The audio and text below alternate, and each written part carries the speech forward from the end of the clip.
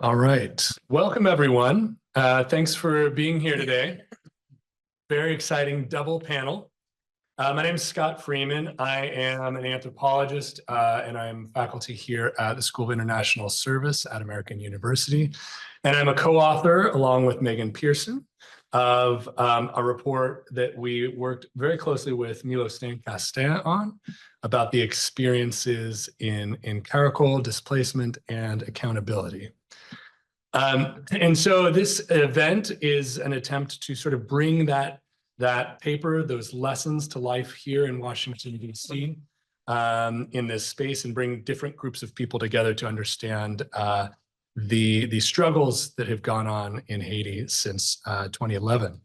And so the paper tried to do two broad things that are a bit in tension with each other. First was to celebrate the efforts of the collectif, which is the community of Haitian farmers who were organizing and fighting since 2011 after being displaced from their farmland by the Caracol Industrial Park.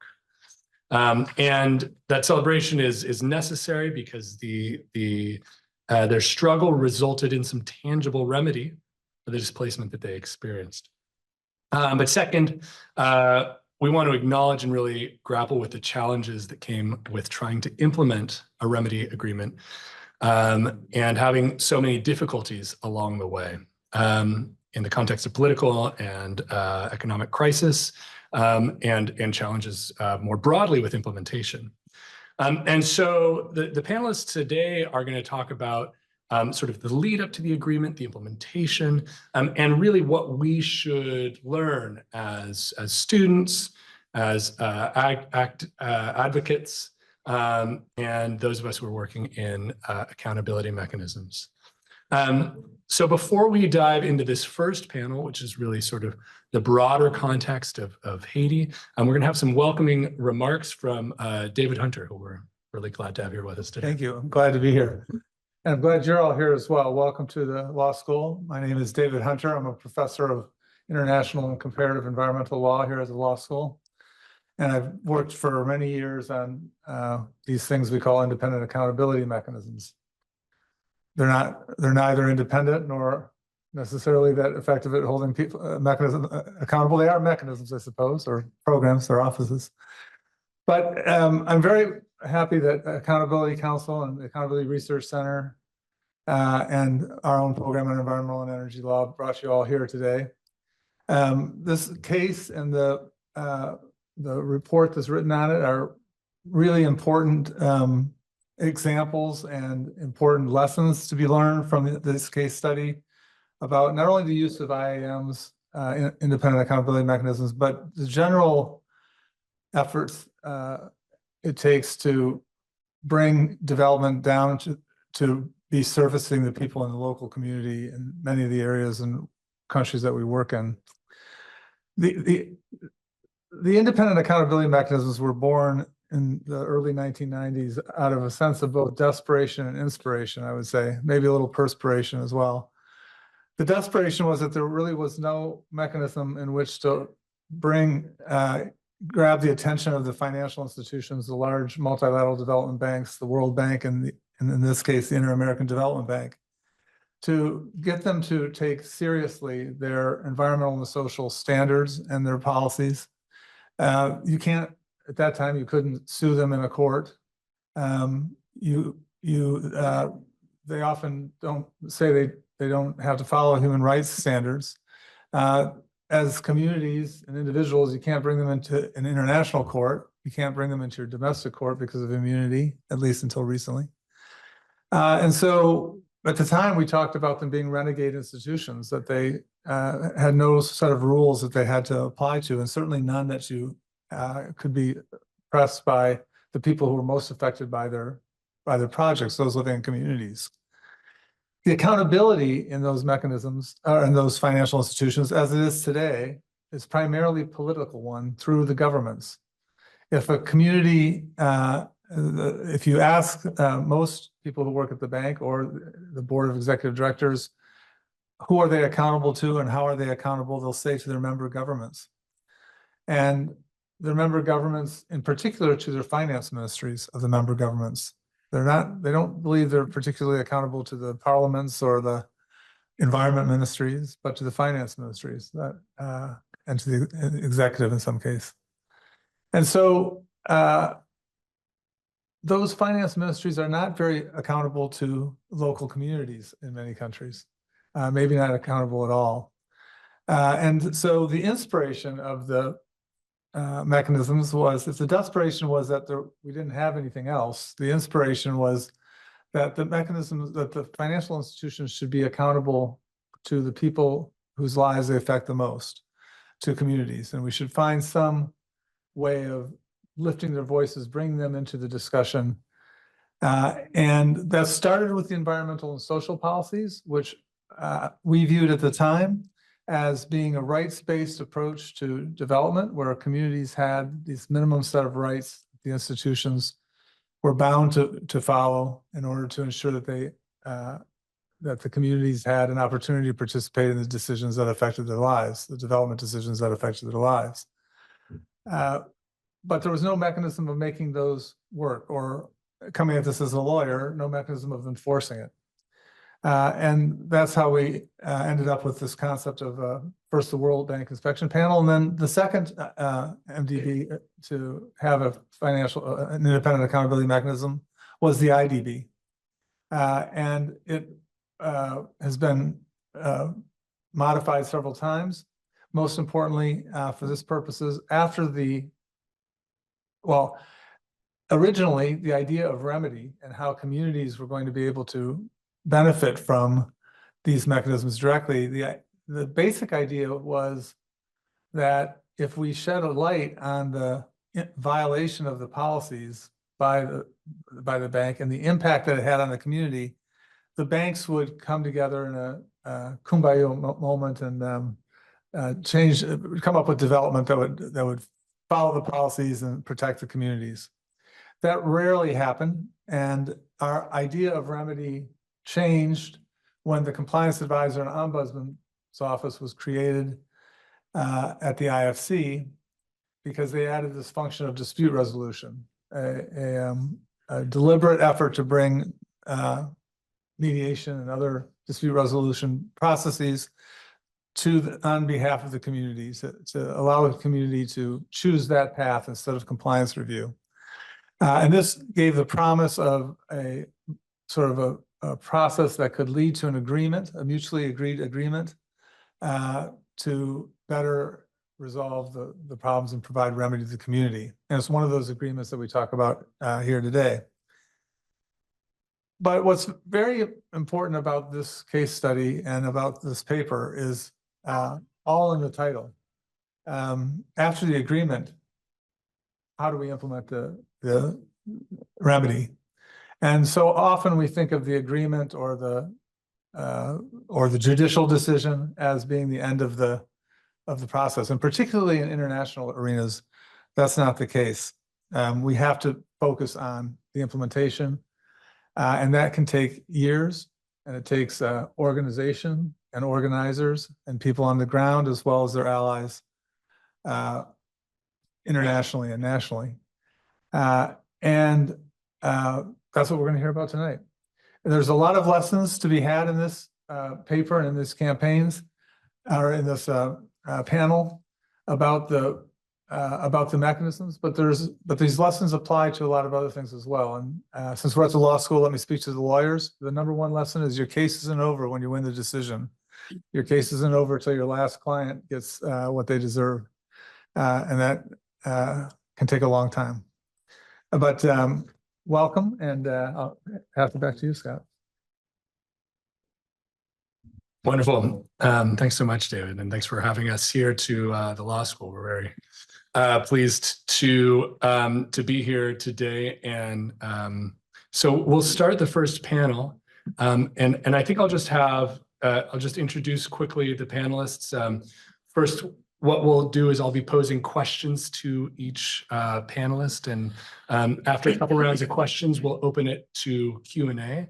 And as you walked in, you have like a little QR code that was on the table. And so if you don't have one, we can pass them out during the Q&A session, but that's the way that you can register your questions. So if they occur to you while we're chatting, that's great. And then I will be able to see them at the end. So that's how we'll do questions today. On the panel, we're lucky to have Jake Johnston from SEPR, Koldo Echevarria, formerly the IDB country director in Haiti. We have Milostin Castin from ARED in Haiti, the principal organizer behind this movement, and Samarabi, who is coming from the Accountability Council.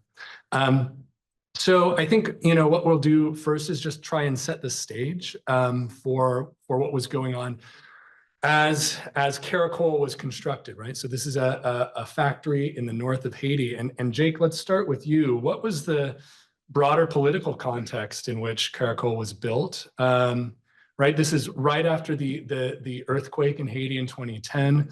Give us a sense of the political context and also sort of the international community and the development approach that was sort of started there. You'll probably have to switch on mic. Not working. Oh.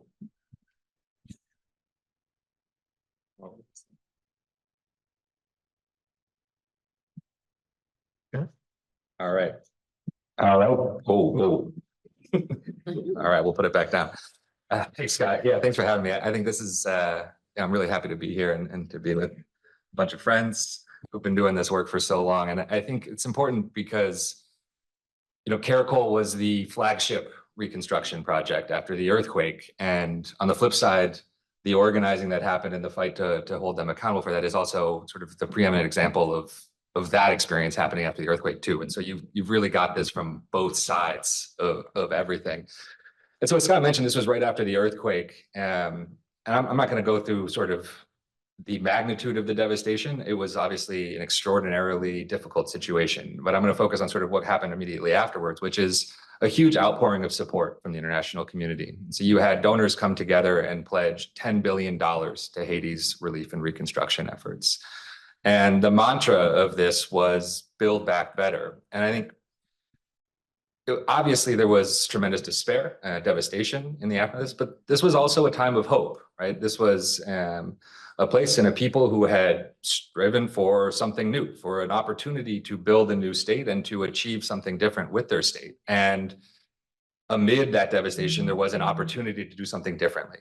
And so I think, the first thing I wanted to point out about Caracol is that in that context, Caracol was not something new at all. Right? This wasn't a response to that devastation. This wasn't a new plan that came up after the earthquake at all. In fact, as I was researching this and writing about this, I spoke to an advisor who's been involved with the project for a long time and said on the day of the earthquake, they called their contacts and said, hey, we can finally do it. Right. And that's because they had wanted to do this for a really long time. And not just around the earthquake. I mean, during the Duvaliers in the 80s, Haiti was the Taiwan of the Caribbean. It's low-wage garment manufacturing. This has been the development model in Haiti, pushed by banks, by the elite in Haiti, by the foreign community for a long, long time. The earthquake didn't change that. It accelerated that because what you needed to make that investment a reality in Haiti was a lot of money.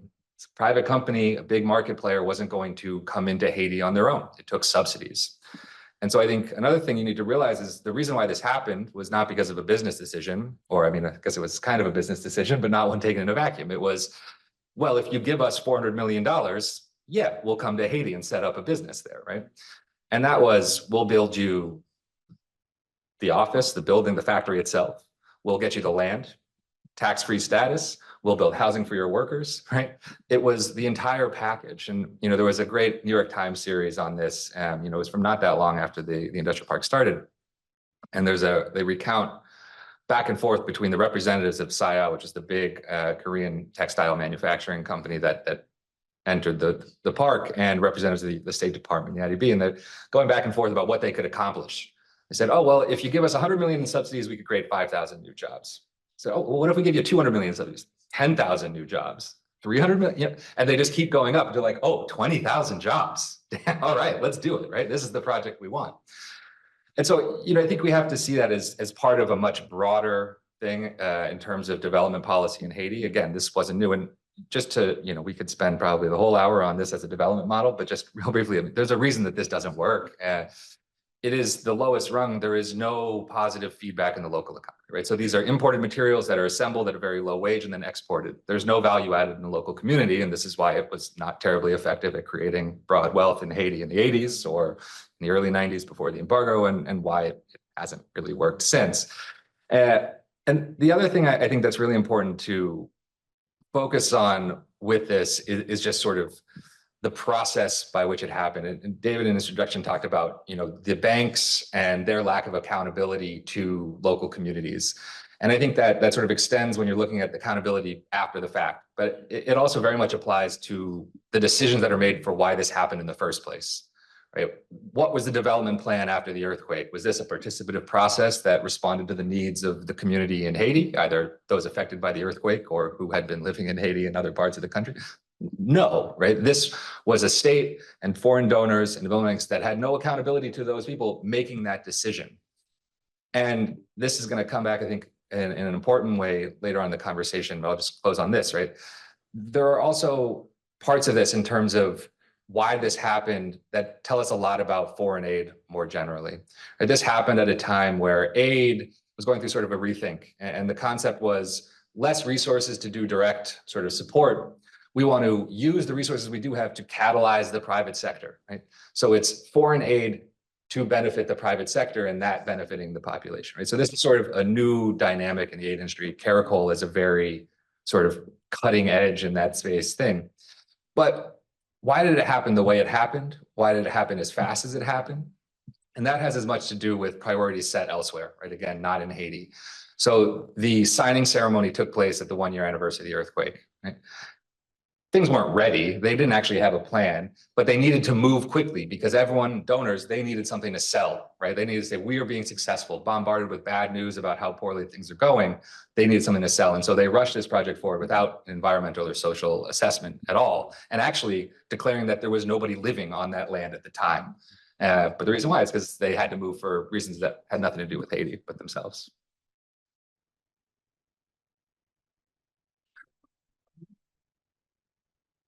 Thanks, Jake. Goldo, I mean, I think we're really lucky to have you here to sort of give us a sort of perspective from inside the institution. What was, tell us about the IDB's priorities for Haiti at the time of the project, in leading up to 2011, what was going on inside the institution and how does that sort of set up better our understanding of how this project sort of came to be? Yeah, thank you. Yeah, thank you, Scott. Thank you for the invitation, by the way, and congratulations for the work that you do on accountability. I fully agree that accountability is the way to go. We want to improve the performance of international organizations, MDBs in particular. But it is also very clear that I think David mentioned these, the kind of traditional principal agent accountability which these organizations are based on has a lot of limitations.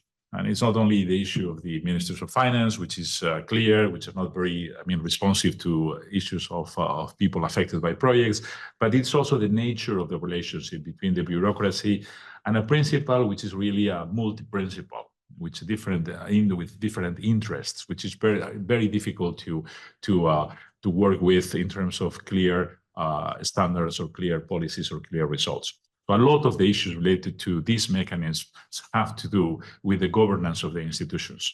And Susan Parker's book on how these mechanisms were created and have evolved is very clear, showing the issues at the board level, how they make results in the end difficult to achieve. So creating horizontal accountability mechanisms that can work complementarily like this one is extremely important to improve performance, to make these institutions more responsive. Let me go to the IDB and Haiti. I mostly agree with what Jake was saying before. Let me put some nuances on a few issues. First, I don't think that there was truly a reconstruction strategy after the earthquake. There was money, but most of the money was not devoted to reconstruction.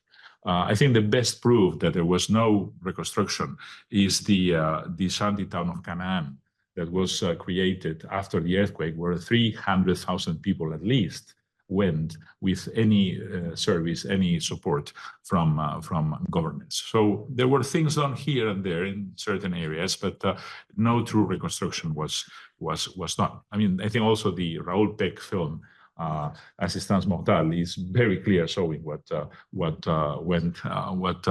happened. And also there are, by the way, rigorous evaluation studies on housing projects that show that this was a total failure.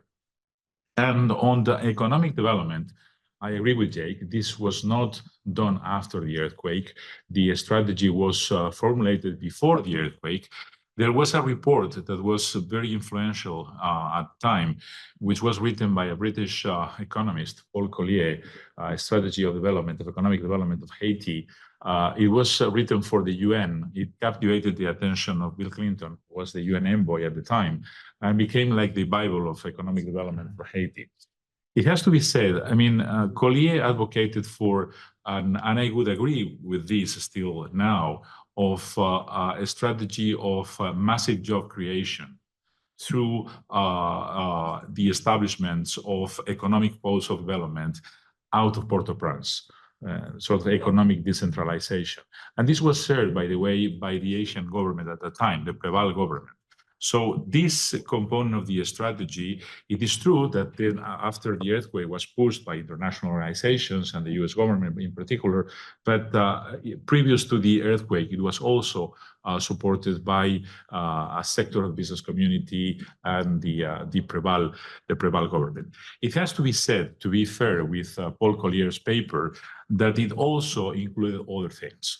It also said that it was fundamental to build a social safety net with a strong investment in social policies in Haiti. And it was based on two assumptions. One was security, that security was in place. And the second was that the political settlement, at the time, the Preval government that provided certain stability before the earthquake also was in place. So without this minimum infrastructure or institutional infrastructure, his strategy was not necessarily feasible. So with this came the earthquake, and the earthquake meant an inflow of resources. In the case of the IDB did 500 million in debt relief for Haiti, paid by the US, by the way. And it also committed to a grant facility of $2.2 billion, which was done at the same time of the capital increase. And by the way, the same time of the reform of the accountability mechanism. And I was part of those negotiations at the time because I was coordinating the IDB capital increase here in Washington. And so I'm aware of those issues. But with that money, then as Jake was saying, it was the time of doing what we thought it was to be done. The agreement between the IDB and the US government to build Caracol is from 2008, so well before the earthquake. But it was the moment, there was the money, there was the political impetus. Bill Clinton was fully supporting it. Also, the Secretary of State, Hillary Clinton, and her chief of staff was very instrumental in bringing this into place and contacting the Psy company from Korea. So this was the case. After the earthquake, the idea was to bring jobs, to bring investment, to create the atmosphere for investment, and the work of the IDB concentrated in providing the infrastructure for that. These 2.2 billion were supposed to be used to build roads, to build energy plants and transmission lines, the rehabilitation of peligre, schools, water and sanitation, and a lot of investment was concentrated in the north. There was a sort of division of labor between the World Bank and the IDB. The World Bank was more investing in the south, and the IDB was investing in the north. And there's when, in this context, Caracol was created. It was meant to create 60,000 jobs. I think it did not really arrive to 15,000, probably less than 15,000 were achieved. It is true that it was designed and implemented with a big rush, and a lot of shortcuts were taken by the bank in approving the project. And this was one of the reasons that then there was a settlement needed because of the claims of the collective, because it was clear that the procedure was not followed in the procedure established by the IDB policy on how this should be run in the case of involuntary resettlement. And that's very much the beginning of the story, which is right. You would like to know. Yeah, excellent context. Thanks, Goldo. I think we'll go to Gaston next, and ask about the collectif, and really, Gaston, how did the collectif come to be? How did you come to sort of be a part of this this group? Merci. Alors, moi, saluer tout le monde qui est présent dans le événement ça. Thank you, and I'm saluting all of those who are present here. Avant même de répondre aux questions que Scott posait sur comment te fait mettre collectif là sur pied et me faire partie de lui, permettez-moi pour nous dire développement communautaire en Haïti était un défi. Before I answer Scott's the question, I will let you know, before I even talk about how I created the collective, of which I'm a member, I should tell you that community development in Haiti is a real challenge. Il y a un défi qui gagne entre institutions financières internationales et acteurs de développement qui pas bien connaître réalité communauté par rapport au pouvoir central. A challenge which is created because there is a lack of understanding between the international financial institutions and the actors of development who are acting on the ground. Pouvoir central souvent dit espace côté yo pas le faire projet de développement ça ou pas gen monde nan yo, c'est des espaces qui libre, pas gen monde dans communauté yo, et c'est dans mise en œuvre là yo va tenir compte de l'autre réalité. The central powers are always saying that there are no people where the project are going to take place. And then when they are faced with the situation, they find that there is another reality.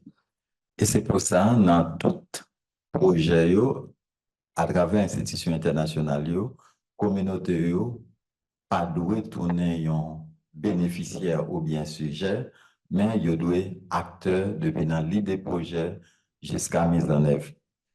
That's why when those projects are going to take place, the community, the developed communities should not be considered as beneficiaries, but rather as actors in the whole process.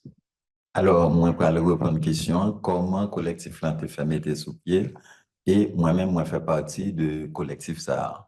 Now, let me tell you how I set up the collective, and of which I'm a member, and I will tell you exactly how the whole plan came to reality. Après le tremblement de terre de janvier 2010, là, en 2011, gouvernement haïtien, USAID, BID et SCH Global ont décidé de faire projet parc industriel Caracol là, sur plus passé 250 hectares que paysans ont occupés dans la zone ça.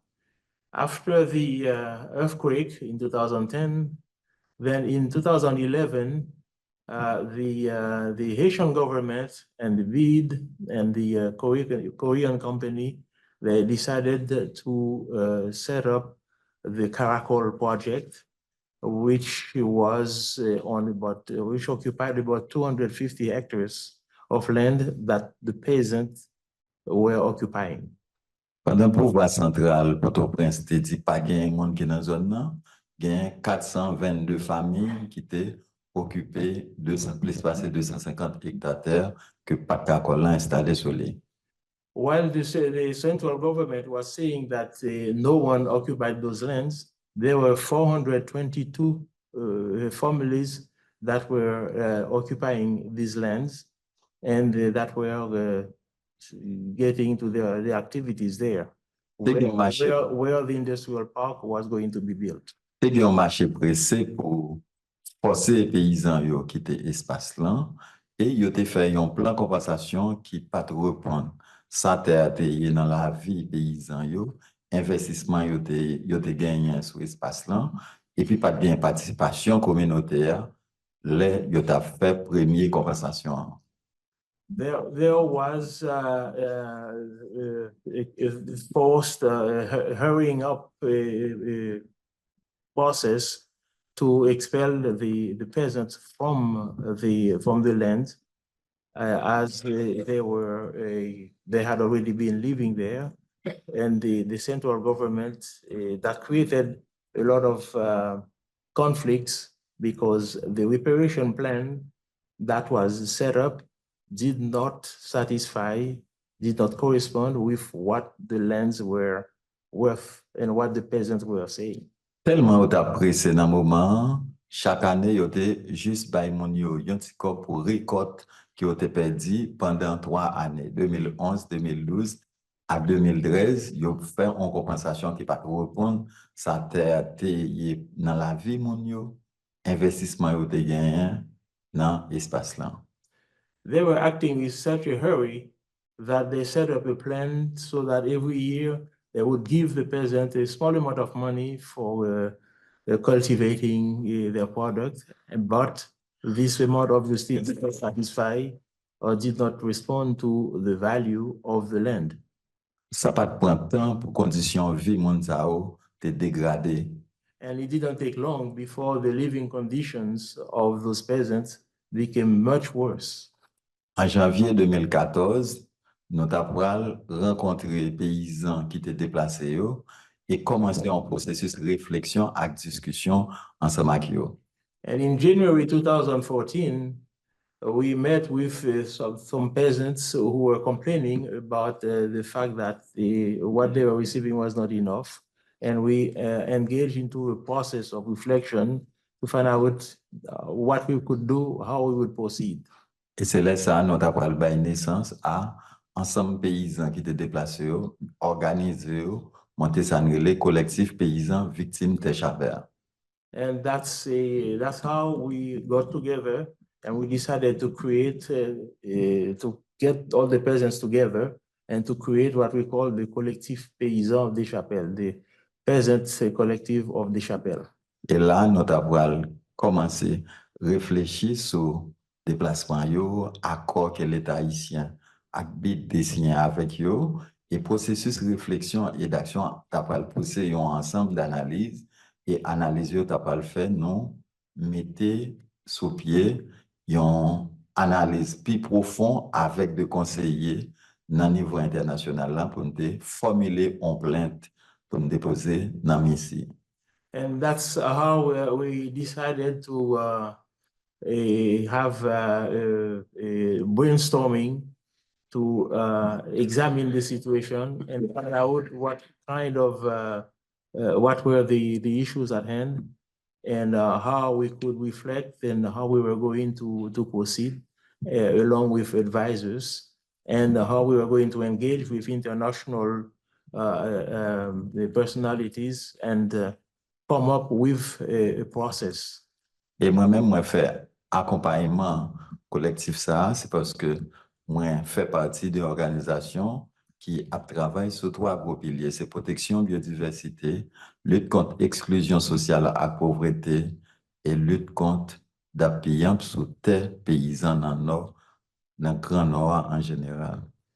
And that's how I set up the collective, and we were going to work on 3 main pillars: the protection, diversity, and the fight against the taking over of the land of the peasants.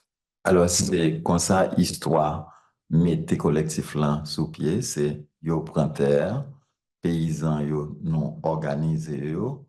Moi-même, moi fais partie de lui comme conseiller, puisque organisation, moi fais partie de lui en travail à communauté qui a travaillé sur biodiversité, qui a travaillé sur d'appui sur terre, exclusion sociale et pauvreté.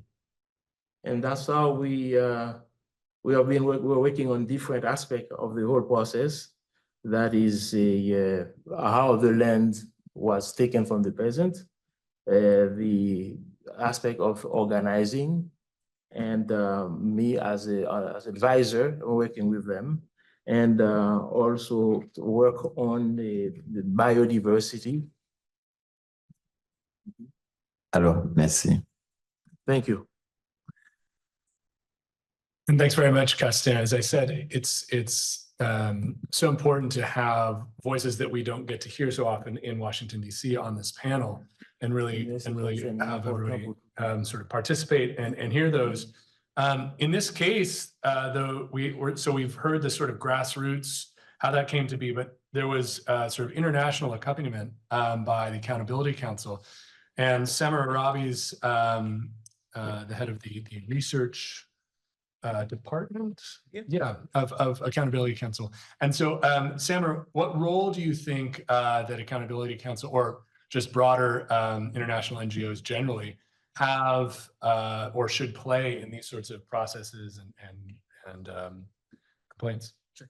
Can I steal your mic? I'll have to figure out how to turn it on. Thank you, Scott. I have to confess that I was not part of Accountability Council when we took on the Haiti case, so I can't speak specifically to that decision-making process, but obviously I've been involved in a few others. So I can speak to, my own sort of experience of that, and given the level of expertise in this room, I will try to provide some subjective perspective that might be useful. And plus, you're probably excited to hear from the sixth man in a row about my experiences. So I would say that, I would bucket the role that international NGOs play in these processes into like three big categories, probably. The first and the most obvious is just advice and information for navigating complaint processes. Like, they remain very labyrinthine in a way that they probably shouldn't be. Just getting a community through what can often be a very difficult and very complex process requires a lot of information sharing and work. Getting a complaint just through eligibility is something that half of complaints fall off at. I think at MECE, the eligibility rate's around 20-something%. So getting through those initial hurdles, there's a whole series of reasons for that. There's some selection bias that we can discuss. But also even just navigating the complexities of a substantive stage like compliance or a dispute resolution process, where it's not uncommon for a dispute resolution to fail for a number of reasons, and the support of communities with international NGOs can play a role in making sure that systems and structures are in place to keep those processes moving.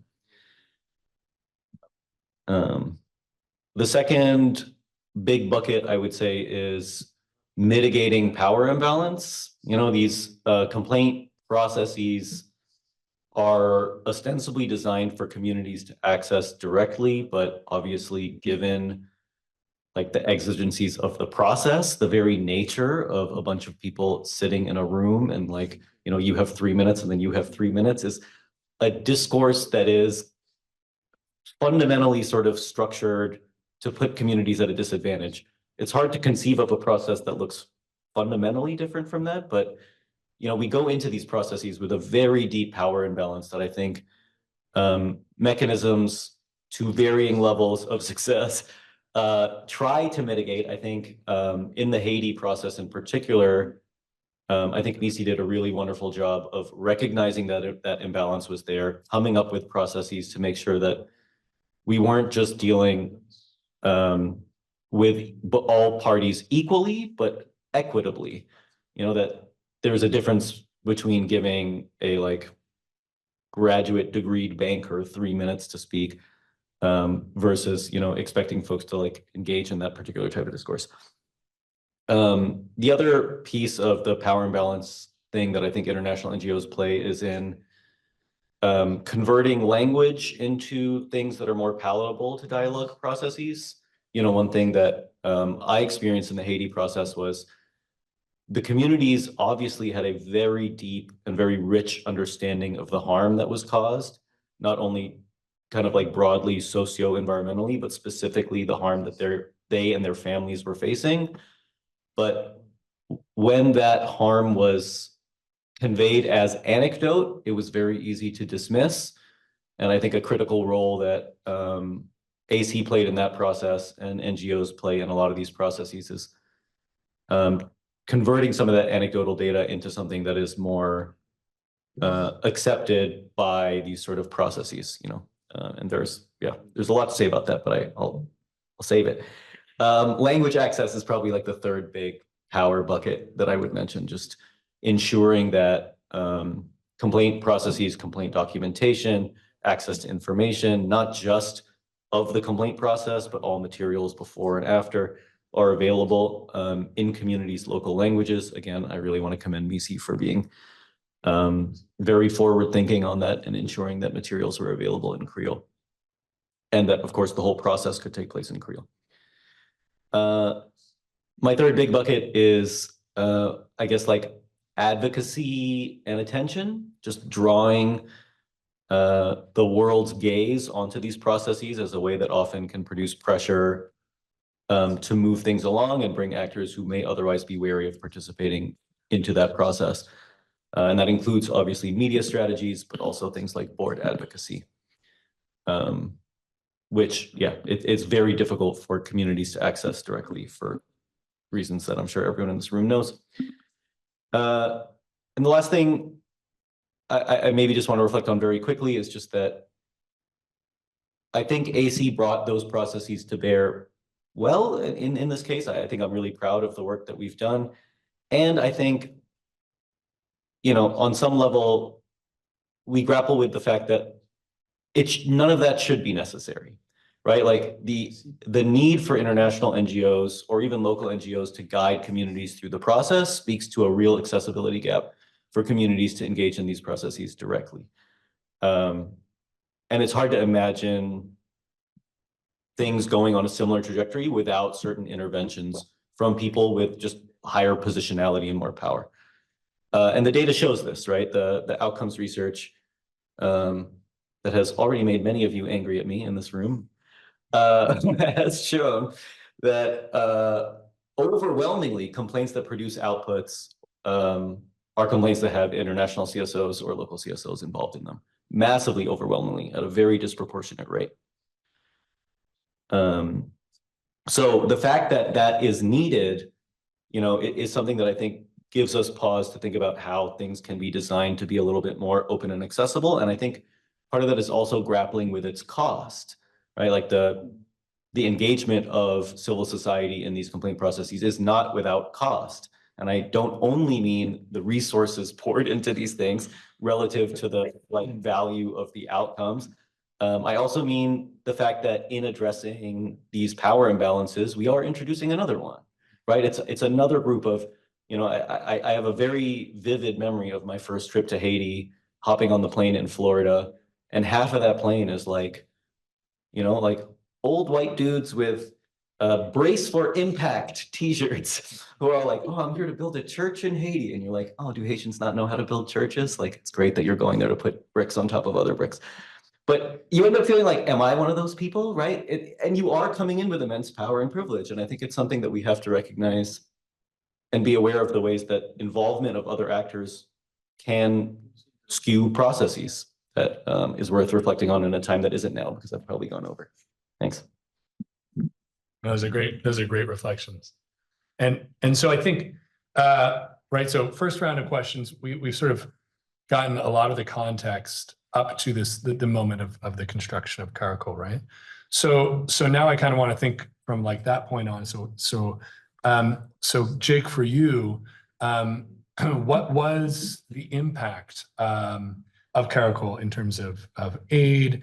How do we understand the impact in the North and sort of why was the North playing this role anyway? But sort of stemming off from the construction, how should we understand what occurred? Yeah, I mean, I think this ties into some of what Cole was talking about in terms of, you know, these growth polls, and Caracol did sort of, at least superficially, fit into that rubric, right? That this was the problem was it was only one, or one of the problems, right? But you know, there's another thing, and I want to pick up on this and just make this point real quick, because you know, Milos then mentioned this too, right? the people who actually live there and that not being fair. But there's a reason why it was in the north. And it wasn't just because of Collier's report and this idea of growth poles. It was because it was a whole lot easier to kick peasants off of their land than to secure land from the elite in the capital, right? And, we know Haiti is a place of great inequality, but in fact, it had one of the most equal distributions of land about 100 years ago. And there's, a whole history lesson we could go into here, but rural Haiti actually had a pretty equal distribution of land. And these big wealthy families didn't own that much of it. They owned the land in the capital. And so the initial plan was actually to build it near the capital. And even this one and near Canaan, where 300,000 people ended up settling. And this was part of the plan. You would have your post-quake housing project there. You'd have your post-quake development projects, right? It would all sort of work in tandem, respond to the earthquake, and set this stage for the long term. Now, that proved not feasible because of those land conflicts. And so it was a lot easier. Now, what that did is it shifted everything to the north, right? And in some positive ways and some negative. Positive in the sense that we did want to see decentralization. Everyone wanted to see decentralization and investments in the north. At the same time, you had a lot of projects explicitly framed as a response to the earthquake, to affected populations from the earthquake. And the most prime example of this is USAID's housing program. So this was the biggest post-earthquake housing program from any donor. And the plan was to build tens of thousands of houses, low cost, local materials, and around the capital, because that's where the earthquake was and that's where the affected population was. But then the US pledged housing for workers at Caracol, and then Caracol moved from near the capital to, a 6-hour drive north in northern Haiti. And so that housing program shifted to it, right? So instead of building any homes in Port-au-Prince, USAID built 750 homes for workers at an industrial park 6 hours to the north. And that was the end of the housing program, right? There weren't any houses built in Port-au-Prince. They were all there. And I think, that is a very specific thing. I think this also rippled out, right? The precedent that Caracol set, and I think this is one way that we often lose sight of the role of international community, whether it be in Haiti or elsewhere, is this was a program that involved the international community. The international community then is de facto signing off on that displacement and that land grab that happens. What does that do to local actors? Well, if they can get away with it, surely we can, right? I mean, this clearly isn't something that the international community cares about. And in fact, the next president of Haiti, Jovenel Moïse, made his name with an equally as absurd land grab, literally right down the road from Caracol, for a banana plantation that was used to launch his presidential campaign, and which never sent a single banana out of the country, I don't think. And so that dynamic, right, that precedent that was set through this carried out, right? And I think, it's sort of getting into these dynamics here of international, I was working on this, right? But this was a case where you actually saw some accountability, or at least steps towards accountability. And, the sort of ironic part is that it was because it involved the international community, right, that gave local actors, with the coordination of international actors, the ability to hold some entity accountable. But that community right down the street, and I know Milstein knows this story well as well, right? But that community, they weren't able to achieve that level of accountability. There is no mechanism for them to hold their state accountable for that displacement that happened right down the street, right? But that is the legacy of these projects, and that's how it has carried on through time since then. Yeah. Excellent. Thanks, Jake. So that really takes us, into this sort of legacy of the displacement for you, Koldo, at the IDB.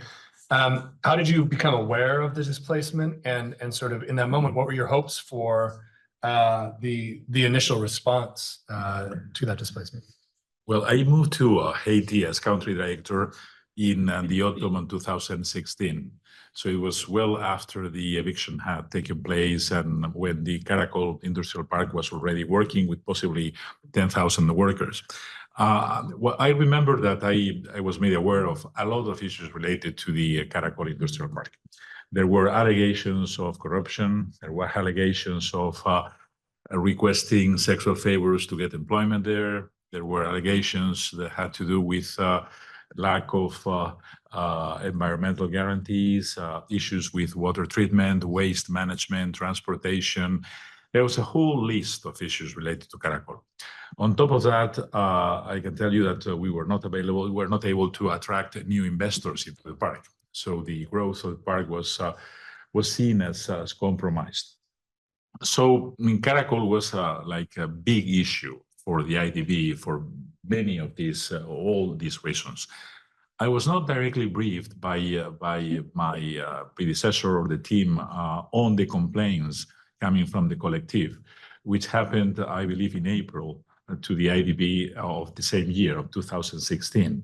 I was approached by ActionAid Haiti I think it was in October or November, or a little bit later, maybe at the beginning of 2017 already, to tell me that a complaint was being sent to the MIFID, to the Independent Investigation and Consultation Mechanism of the IDB. I went to visit the director of ActionAid in Port-au-Prince, and she explained to me the background of all these. I then went back to my team and I requested all the information. I also went to the UTE, which is the Technical Execution Unit or Executive Unit that was handling the project at the beginning for the IDB. And I also went to the North and I met with the collective. I think I met Milosten at that time to know directly for them what were the issues and what was the background of their complaint. It was not difficult to me to realize that the IDB was at least partially non-compliant of its own policies. There were procedural issues related to how all this happened in Caracol. There were breaches in terms of the information provided, the consultation with people affected, even the language that was used in all this relationship, which was not Creole. There were other, I would say, big issues. The IDB is supposed to have the resettlement plan according to the policy before the project is sent to the board for approval, and this had not been done. And then on the compensation issue, I mean, the collective told me very clearly that they had been compensated with money and that they had signed the compensation that was offered to them. But it is also very clear from the policy that you should not provide monetary compensation when there is the risk that only with monetary compensation, you are not going to allow the people affected to keep their standard of living. So we were in a very bad shape, to be very honest from a policy point of view. And I recommended that we went to the consultation phase of the mechanism and settle at all costs. This was done, I would say, fairly quickly. I left Haiti at the end of 2018, and I think the signature happened in January 2019. So I was there while the process of consultation happened and the conversation, the conversations between the collective, UTE, and the bank took place. And I have to say, it was not particularly difficult to arrive to that settlement. I didn't receive a lot of pushback from the bank or my own team. They accepted that there was an issue and that these people had to be better compensated. It was clear for us that there was a justice, let's say, issue with the compensation. It was also very clear that we were facing a huge reputational problem if we didn't settle. That was a very, very strong argument, which went together with other reputational issues linked to Caracol. As I was saying, we were in a very complicated moment.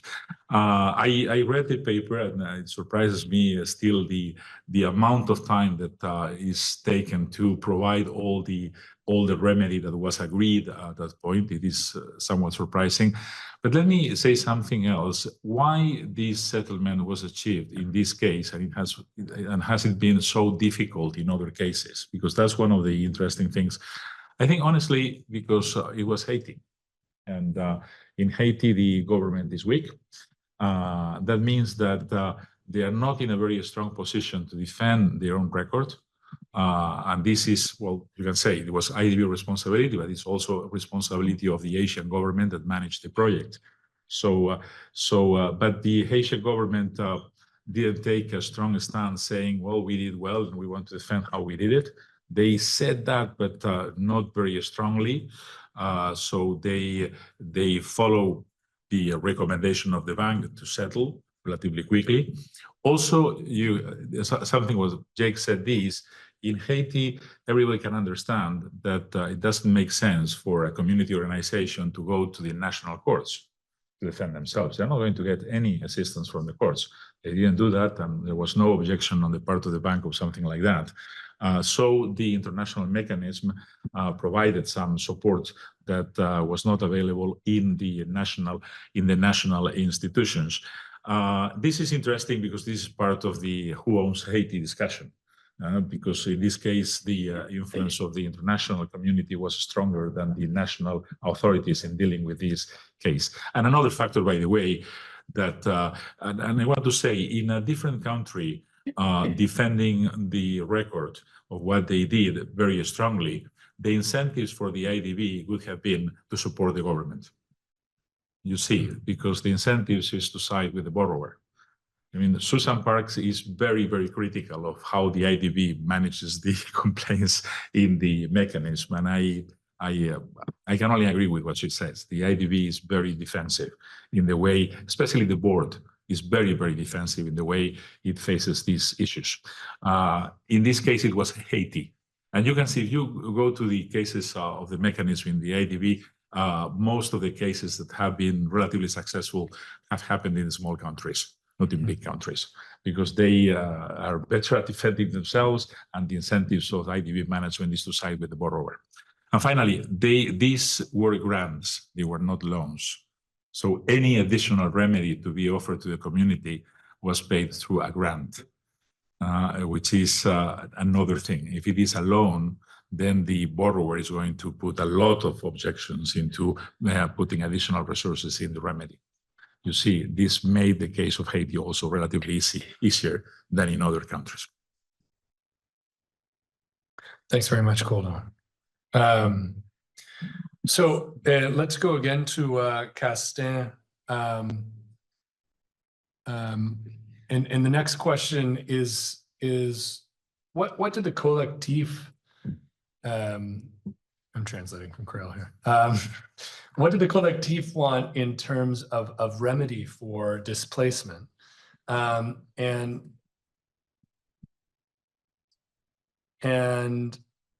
how did they want to engage with the IDB to find a solution?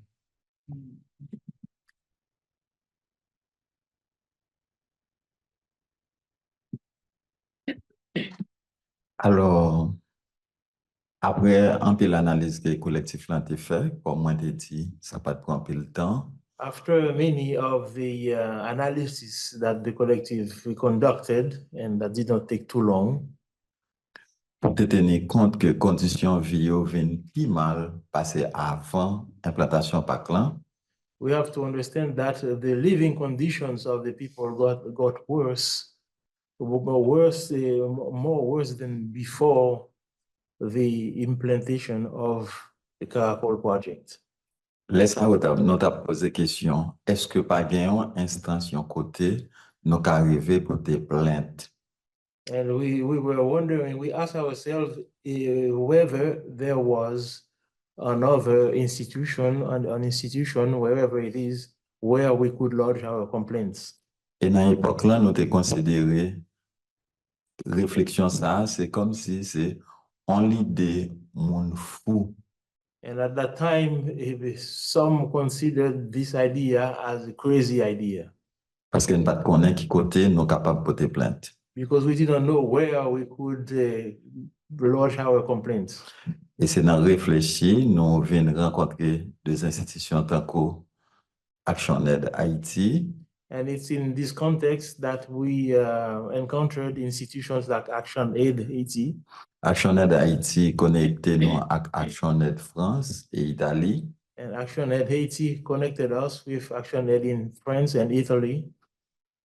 Et pour nous commencer toute analyse sur ensemble documentation qui était gagnée sur PACLAN. To get acquainted with all the documentation that existed on the Caracol project. Et après, nous venons gagner accountability. And after that, we got to have the accountability. Côté nous avons formulé plainte là. Where we were going to actually lodge the complaint. Les plaintes là finies et Missy analyser et plainte là vient accepter. After we did that, Missy examined it and accepted it.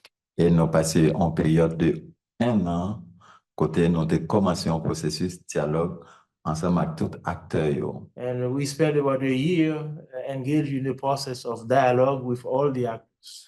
Et faut me dire plainte là déporté dans une date qui marquait l'histoire paysan, c'était 12 janvier 2017.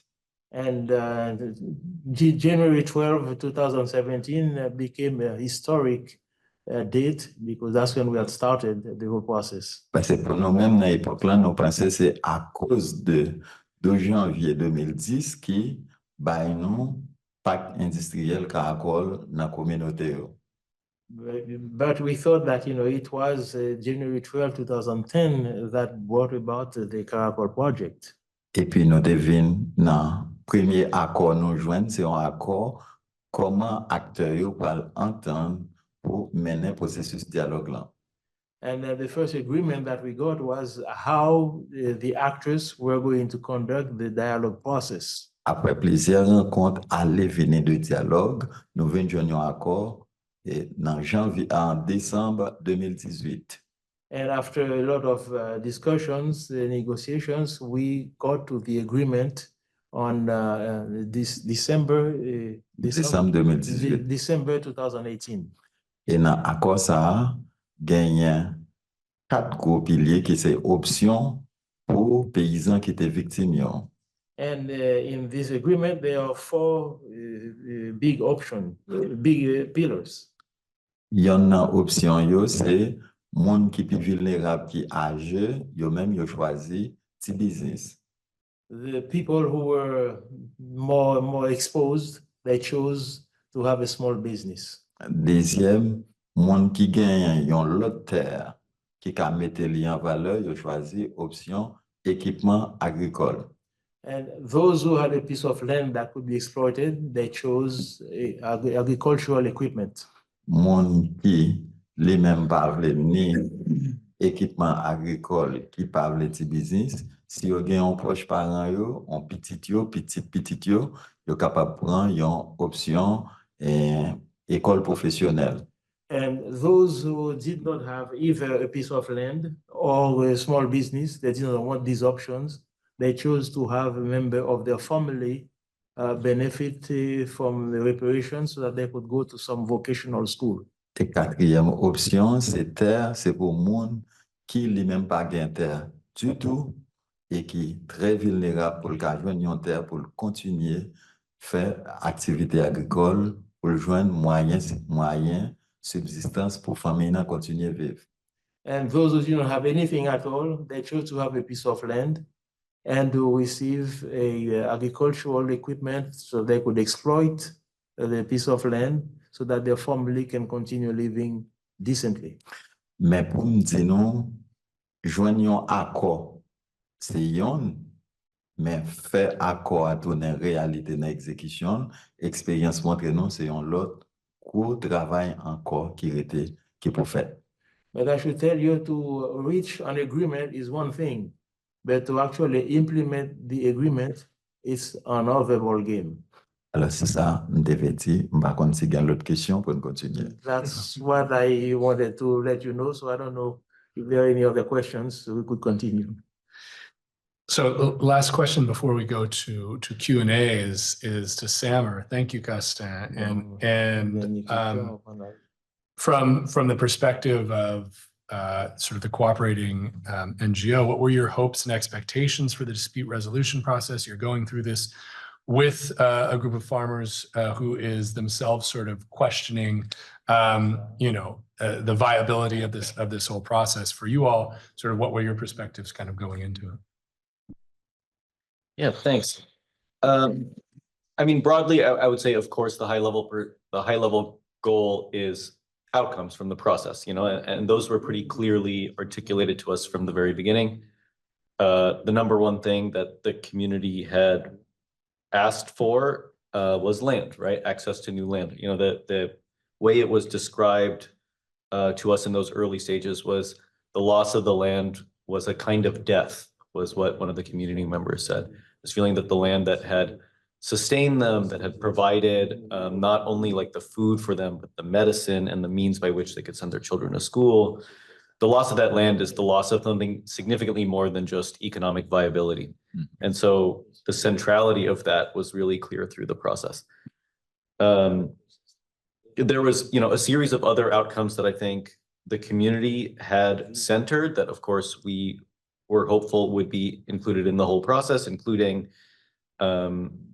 like interim support to mitigate harm through the dispute resolution process, which is long, as well as, environmental remediation and addressing like broader issues of pollution. Not everything played out the way that we wanted it to, but the access to land, I would say in particular, was a huge, huge victory, and I think a really important precedent-setting one.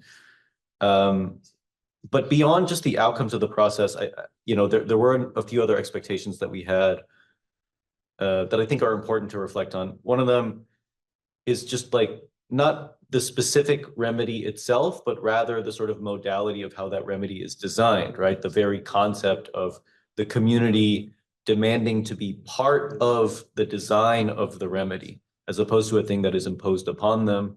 And the being aware of the failures of that type of process, very critical to the community to be active participants in its design. And again, I think it's important to recognize particularly the thoughtful mediation by Julian, the mediator in that process, and ensuring that space was created for that level of engagement. But beyond even that, going another step backwards, I would say an additional goal here is not even necessarily the outputs of the process itself, but the way that the community engages within it and how that can be instrumentalized for the community, right? In what way can this dispute resolution process be a means to maintain the unity and cohesion and strength of a large collective of people facing very difficult circumstances under which it is very easy for that group to fracture and to faction, and using this as a means to unite people around a cause and maintain the collective strength of the community that's required to navigate through a process like this. I'm sure many people in this room have seen these processes fail as that community cohesion has failed. And so making sure that the systems were in place for collective decision-making, for information sharing, to ensure that sort of collective strength and accountability. And that's it. Wonderful. Thanks so much. So that gives us a really good sort of understanding of sort of how we got to this agreement. Let's go to the Q&A. So if you have a question, you've got these little delightful QR codes. So go ahead and throw them into the Google Doc, and they will pop up to us. I'm going to take this one, which just popped in. So this question is for Samer and Castin. What advice would you give to a community that is thinking about pursuing a process of dispute resolution? And what about for supporting an NGO and for IAM staff? Yes, sorry. What advice would you give to a community that's thinking about pursuing a process of dispute resolution in an IAM? And for Samer, the supporting NGO. Sure. Yeah.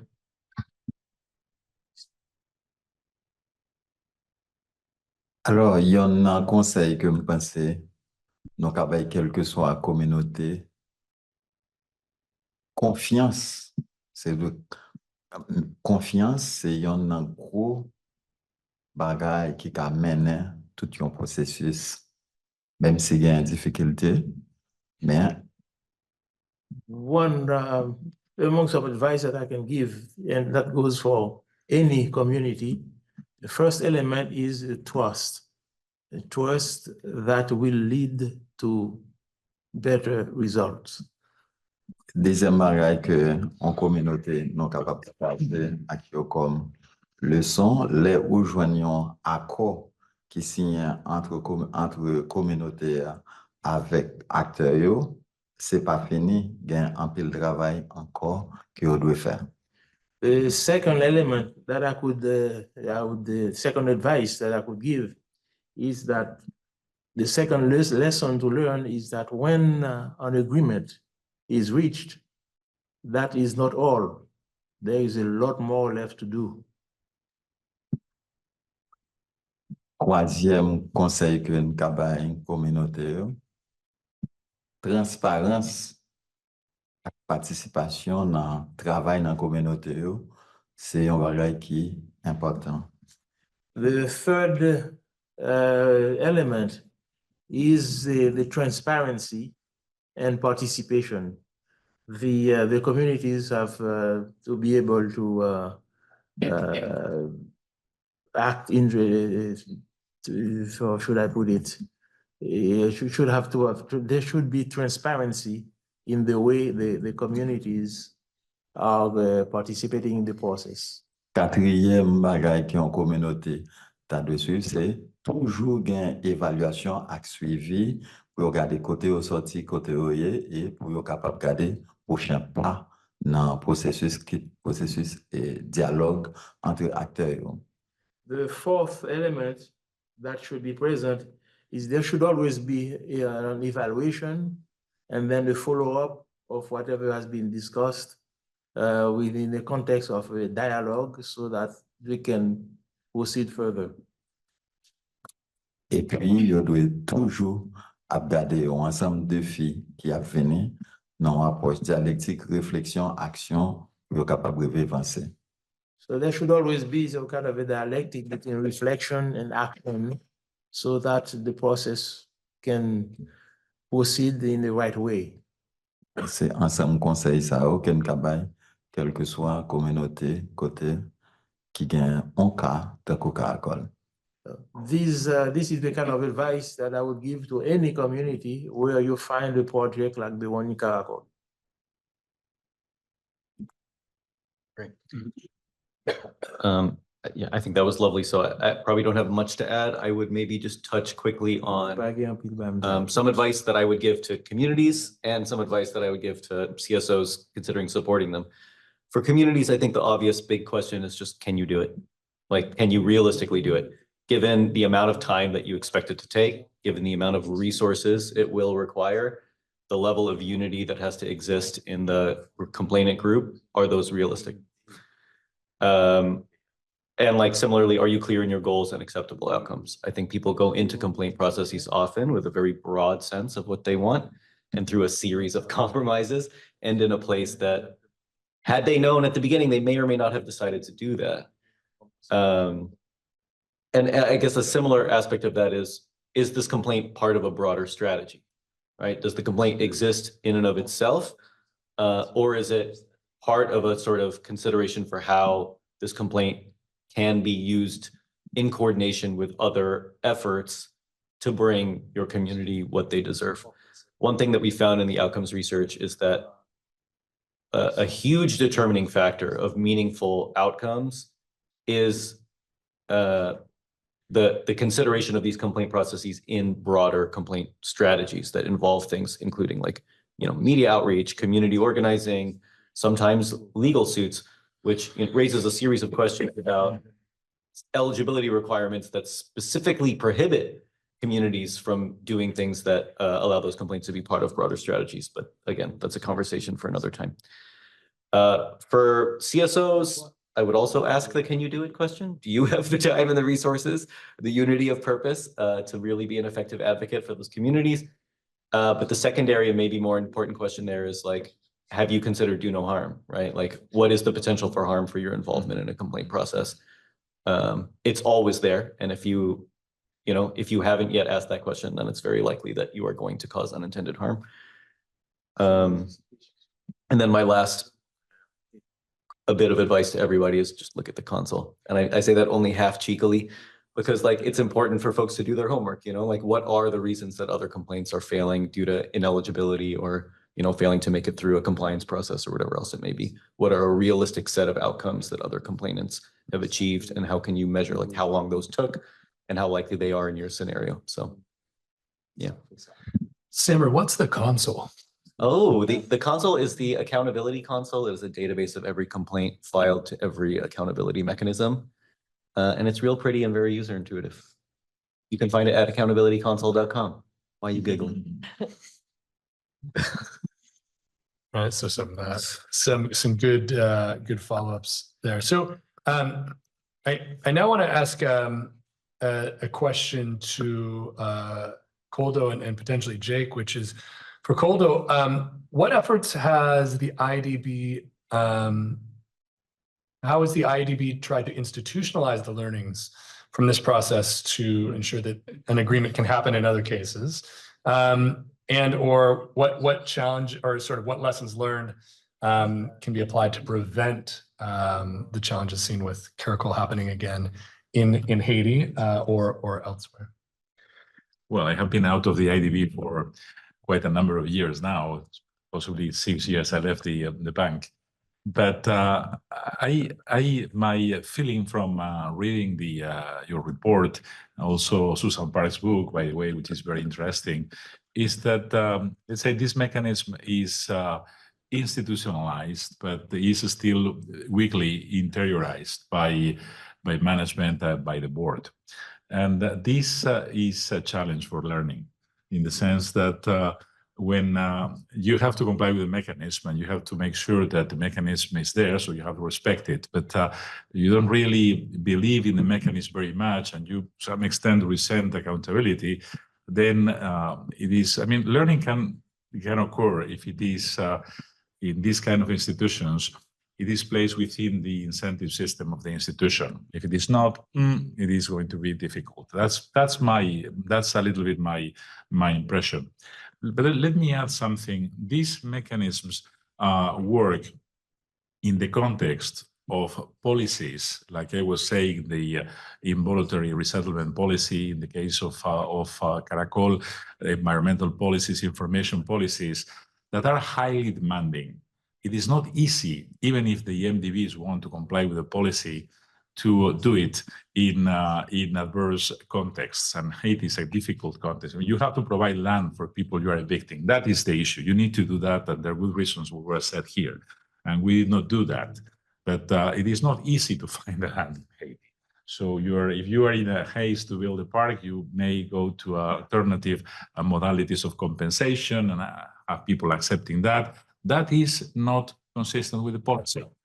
It has to be very clear. If you do that, you're not within the policies. So I would say for people affected by projects, there is this issue of looking to the policies and seeing how demanding they are, so that they have a chance to have a successful complaint, because a lot of things have to be done and they're not easy to be done. Yeah, I mean, I don't have a ton to add about the internal policies of the IDB. I mean, one part I'll add to it, though, is that I think this is also a broader conversation about IDB governance in general, right? How are decisions made at the bank, not just in terms of accountability in that process and how they've been formalized and institutionalized those lessons, but how is the bank actually run? Who holds sway? Who's providing the money? How does that determine the outcomes and what projects get funded and don't get funded, right? And so I think, with all of these things, we can also take a step back and look at those sort of bigger issues. I think that's what the IDB, and on the flip side, whenever there's a project, the international community wants to do a project in Haiti, you can find somebody in Haiti to support it and say it's a Haitian-led project, right? No matter what it is, you can find somebody, you can create a civil society group and say, we've consulted with civil society. I mean, this is what happens. So we need to also take a step back there and realize that just because you can find somebody locally that might support this doesn't mean everyone's going to. It doesn't mean it's a good idea. So I think, again, we hear a lot now today in different contexts about Haitian-led solutions, right?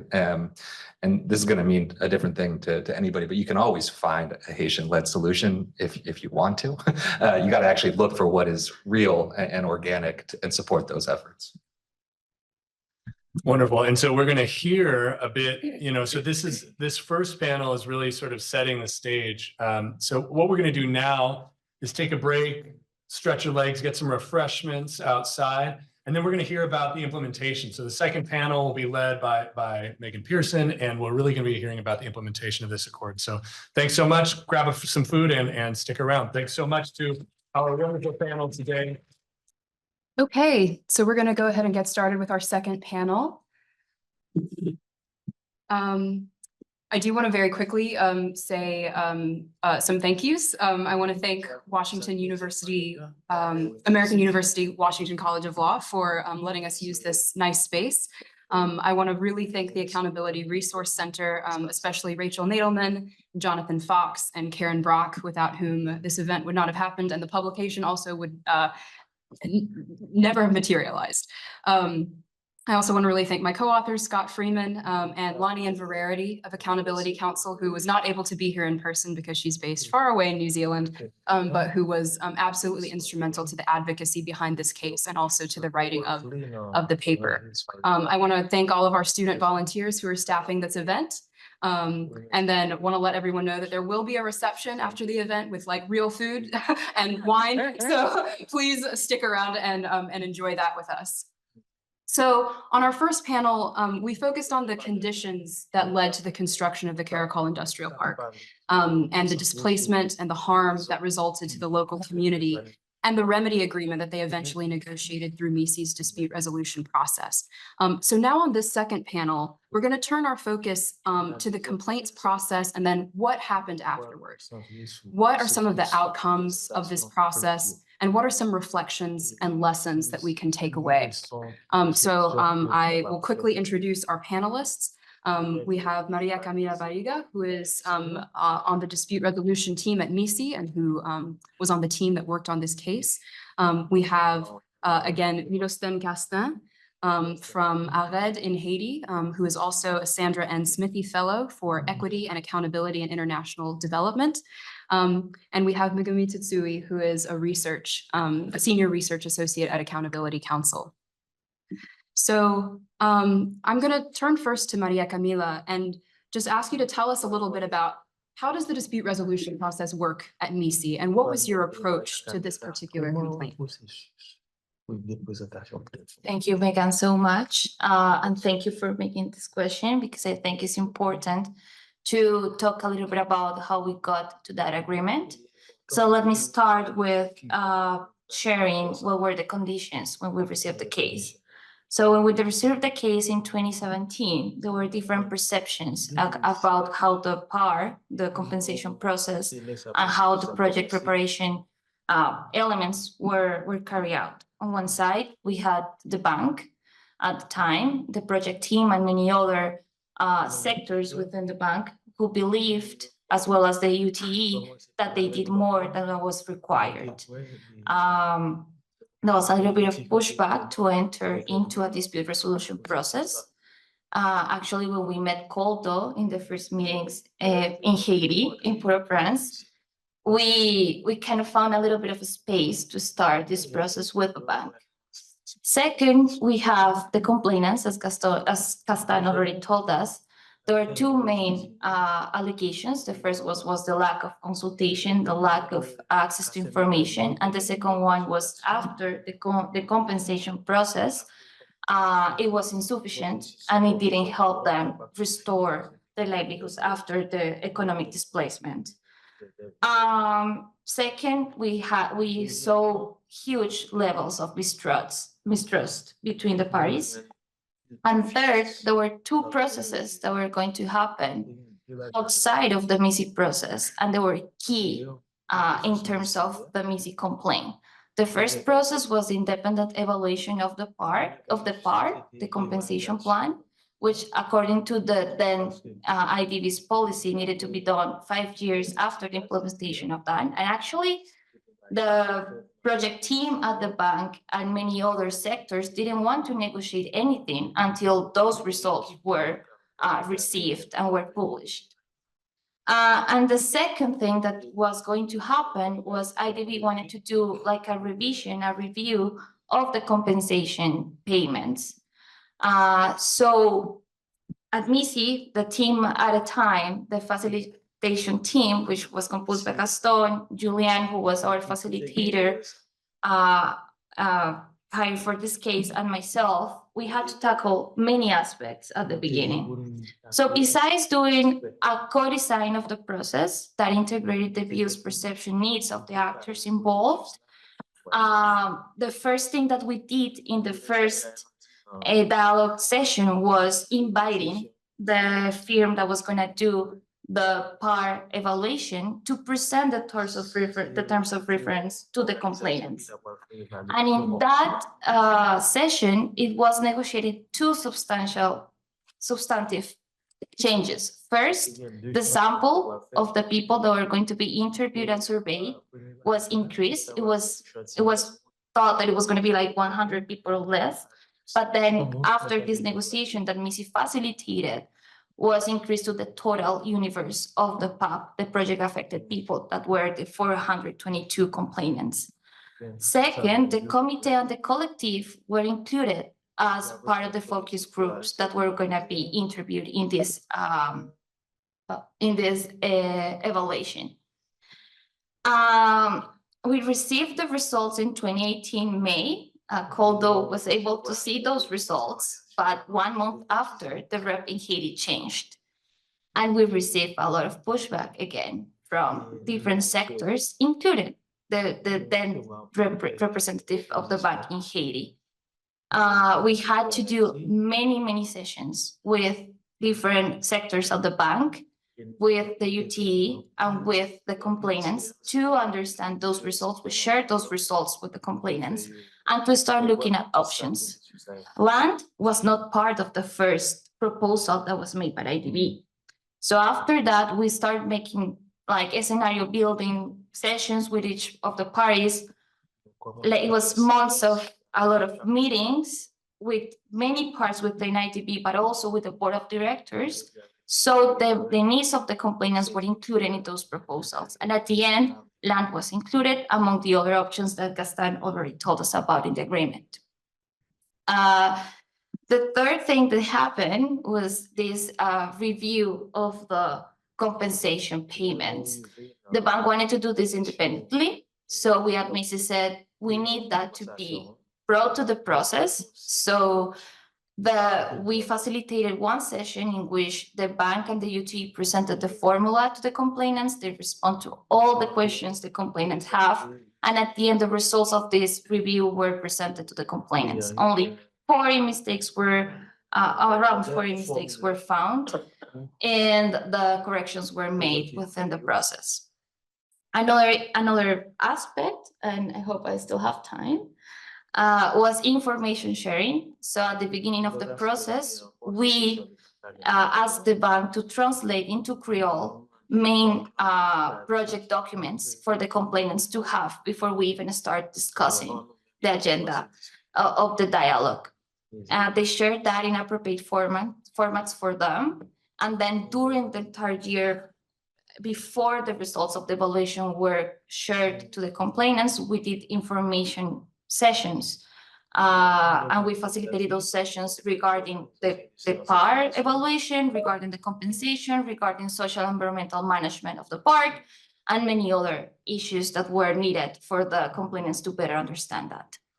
And I think another aspect that we would like to share about that we did, that we think were key to signing the agreement, was maximizing the participation of the complainants.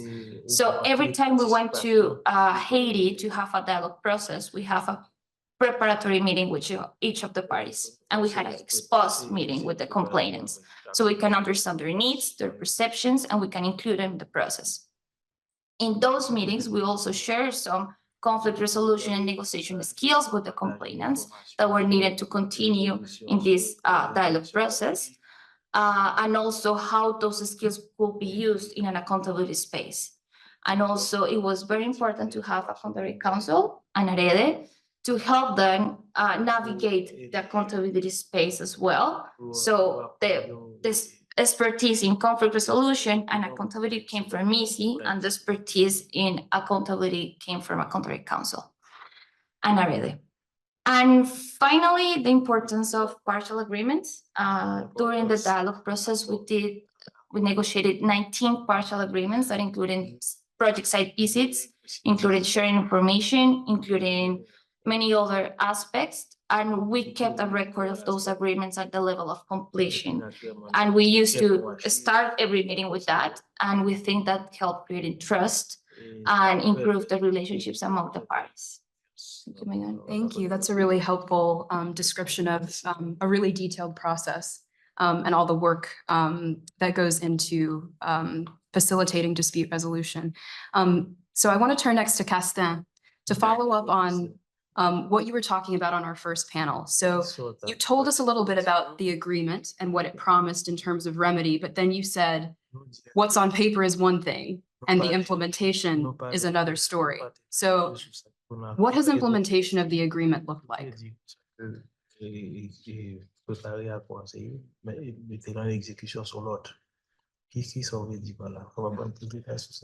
Alors, merci. Dans l'intervention, par que nous te dit, joignons accord, c'est yon. In my intervention earlier, I said that to reach an agreement is one thing. Mais exécuter accord, c'est un gros travail. Qui ça veut dire pour moi? But to put this agreement in execution is on a whole other issue.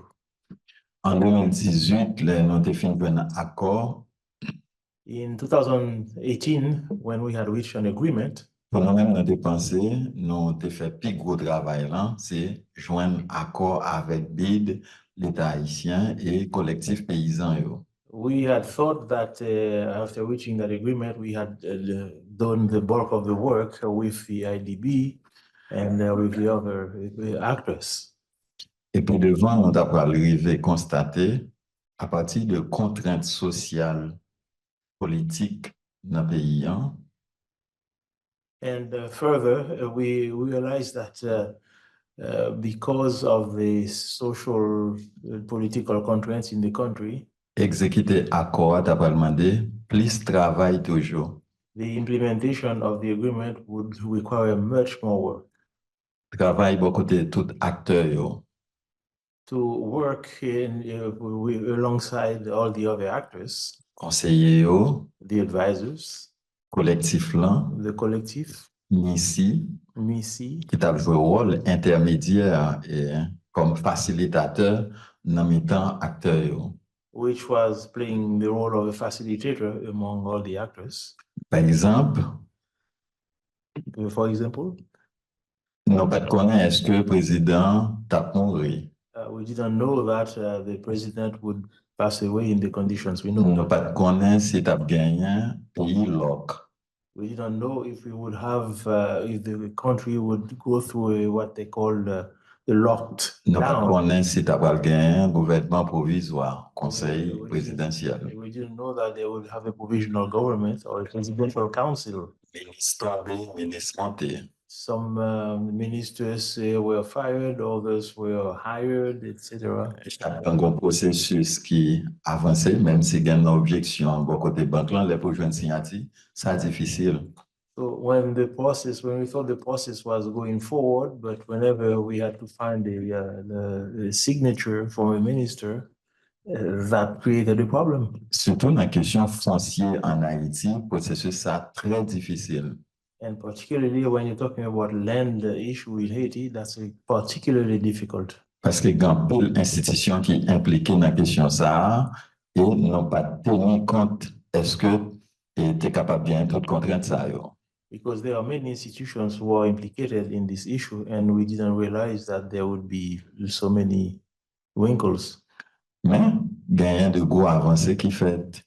But despite that, there is progress. There has been some progress. Parce que l'expérience montre à chaque contexte difficile, on trouve des alternatives pour surmonter. Because every time we found ourselves in a particular context, then we had to look for some alternatives. Mais nous espérons que banque là, les mêmes beaucoup de pas le gampil effort qui doit fait. But we think that the bank on its side has to make a lot more efforts too. Pour tenir compte de spécificités de chaque pays et chaque communauté. To take into account of the particularities of each country. Et de 2018 à jeudi, en fait, environ 6 ans. And from 2018 up to now it's been about 6 years. L'esprit, on focus sur question Caracol là, ça a demandé un pile stratégie. And then to maintain the people focused on the issue of Caracol, that requires a lot of strategy. Et communauté apprennent en pile. And then the community has learned a whole lot. Et c'est ça que fait nous dire, il y en a un plus gros bagage qui gagne dans le processus là pour communauté Caracol. Accord, nous considérons comme une révolution parce que c'est pour la première fois une communauté les mêmes réfléchir et pourtant plainte contre une grande institution tant que Banque interaméricaine de développement et banque là reconnaître qu'elle a fait tort à la communauté. And that's why we think that the fact that the community was so focused, we consider this agreement to be historic, because for the first time we were able to lodge a complaint against an international institution like the bank, and the bank actually recognized that it had erred. Ça, c'est un bon précédent pour nous. It's a good precedent for. Et c'est ça que fait aujourd'hui, nous commençons un processus, nos perspectives sur autonomisation communautaire. That's a good, big precedent, and that's why we started the process of empowerment. On a tout programme, tout projet institution financière internationale, tenir compte de communauté comme acteur. So that in the dealings of international communities, international institutions in Haiti, that they consider the communities as actors.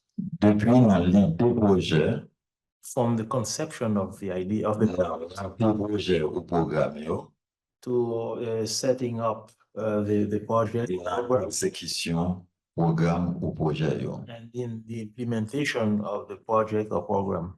C'est ça nous devait dire sur comment les aujourd'hui accord avec exécution, c'est deux bagages différents. Merci. And that's what I want to say, and that's what I mean when I say to reach an agreement is one thing, but to implement it is a whole other thing. Merci un pile, Gaston. Thank you for that, description of the real challenges that have been faced. And yet we know that there has been significant progress and that most of the intended beneficiaries of the agreement have gotten, some of the tangible remedies that they wanted. It's not entirely, up to the level of what they deserved, but it's more than nothing, and it was very hard fought. So I want to turn to Megumi now to maybe take a little step back and to think about how do these outcomes, where there has actually been some remedy, despite challenges, how does the outcome of this particular complaint process compare to IAM complaint processes more broadly? Yeah. So to answer this question, I wanted to provide a little bit of context from data that's in our Counsel. So my colleague earlier talked about the Accountability Council that we have, which catalogs all the complaints that have been submitted to these IAMs, basically in the last 30 years that they've been in existence. So in total, we have about 2,000 complaints that have been lodged to these accountability mechanisms. Not all of them are from MISI, they're to other mechanisms as well. So on the top here, we have those complaints that have been closed. So they're not active anymore. There's been some sort of resolution on the complaint. Either, they accepted the complaint or they didn't, and it went through the process or didn't. The next, what this shows is that what my colleague had mentioned earlier is that about half of those complaints don't even get past to the eligibility phase. So each of these mechanisms have certain criterias that the complaints have to meet in order to be eligible. And at this stage, half of the complaints are thrown out. The next level of this process is getting to outputs. So once a complaint is deemed eligible and it's accepted, then it goes through a process of dispute resolution or a compliance investigation. Does it actually produce an agreement? Does it actually produce a report that has findings in it and recommendations?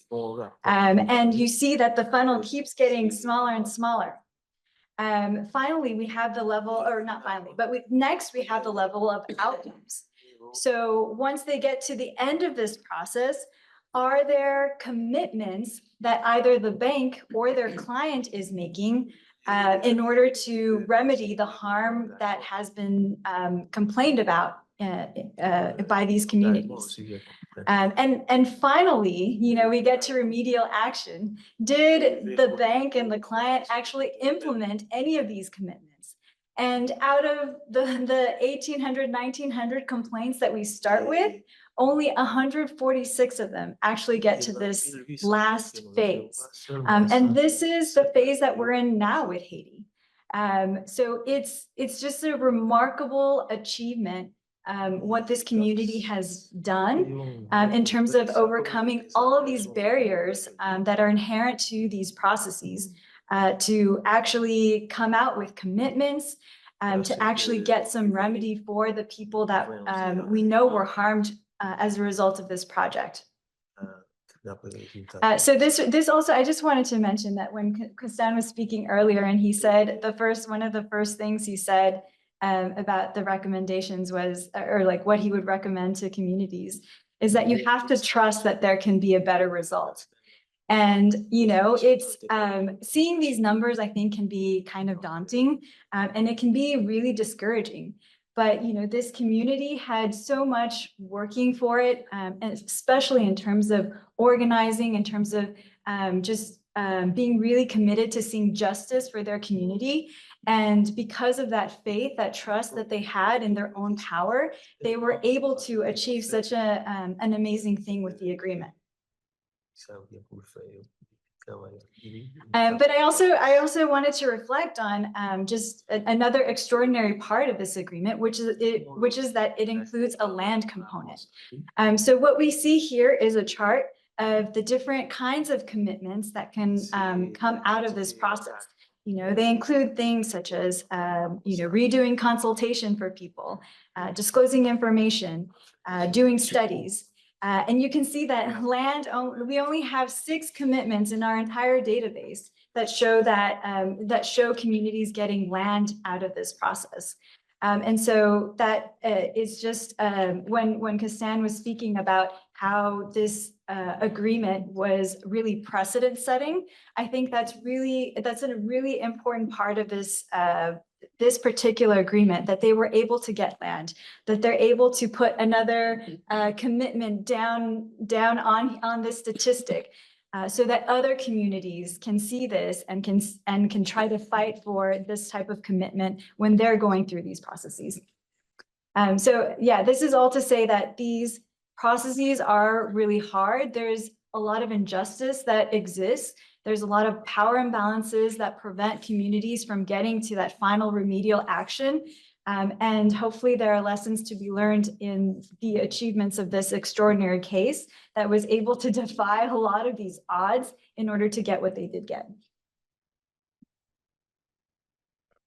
Thanks, Megumi. So I want to turn back to Maria Camila now. When we see these outcomes, it can look, as Megumi said, a little bit daunting. But we know that one of the things that is really critical to actually getting to tangible remedy is ensuring that the accountability mechanism that has facilitated the dispute resolution is actively monitoring implementation of agreements and is staying involved. And so what can you tell us a little bit about MICI's role in monitoring the implementation of this agreement? What were some of your biggest challenges, and what were factors that helped implementation to move forward despite those challenges? I'm gonna invite Marcus here. No, I'm kidding.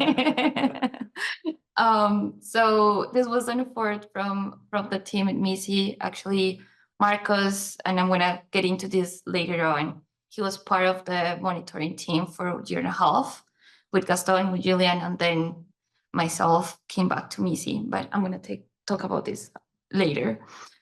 So at MISI, we call monitoring as a dialogue 2.0. It happens in all of our complaints. We know that the fort doesn't finish when we sign an agreement. There is a whole new story afterwards. And Gaston has already mentioned many of the structural challenges that has happened in this agreement. I'm not gonna repeat to the detail he mentioned already, but as he said this morning in a meeting we had at MISI, those were challenges that were not under the control of any of the parties involved. First one, as he said a moment ago, political instability in the country, which of course had a direct impact in the implementation. And I'm not going to go into details because he already did. Second, the security conditions. Since 2019, we've been registering in our public monitoring reports how conditions have been deteriorating in Haiti. And this not only affects the transportation and traveling from us to go to Haiti and monitor, but also internal transportation from Port-au-Prince to Cap Haitian and Caracol. Even to go for example, the UT that has to go from their office to the DGI, which is the institution in charge of land titling and study, it was a risk. It is still a risk, but also it affected directly many actors involved in this complaint. One of the advisors received threats and intimidations from armed men, as they told us. Another advisor involved lost their house due to gang violence, and the Haitian representative to our process was kidnapped in 2021 for several weeks. So that's a direct impact of security conditions into the agreement. So third, the multiple fuel crises that happened in the country that affected not only transportation, but also communications. There were months, and Marcos lived this, that there was no possibility to get in touch with people in Caracol, with the complainants, because they didn't have how to communicate. Of course, increase in the fuel prices was also part of a challenge. Then we have inflation, and then we have a change in the exchange rate in Haiti. So many of the values that regards cash in our agreement were agreed in US dollars. So it will correct inflation somehow. But in 2020, the Haitian gold reevaluated 100% against the dollar. So that means that we needed to negotiate another measure so the values were kept as in 2018. So that's one of the examples of the monitoring role for MISI, like trying to preserve the spirit of the agreement. Well, the structural issues with land that Castan already told us about. There's a lot of informality. There was and Cold also told us about that a little bit earlier. There is few private land in Haiti. There is also a lot of informality in the way the land is registered, and the process to get land is a little bit complicated.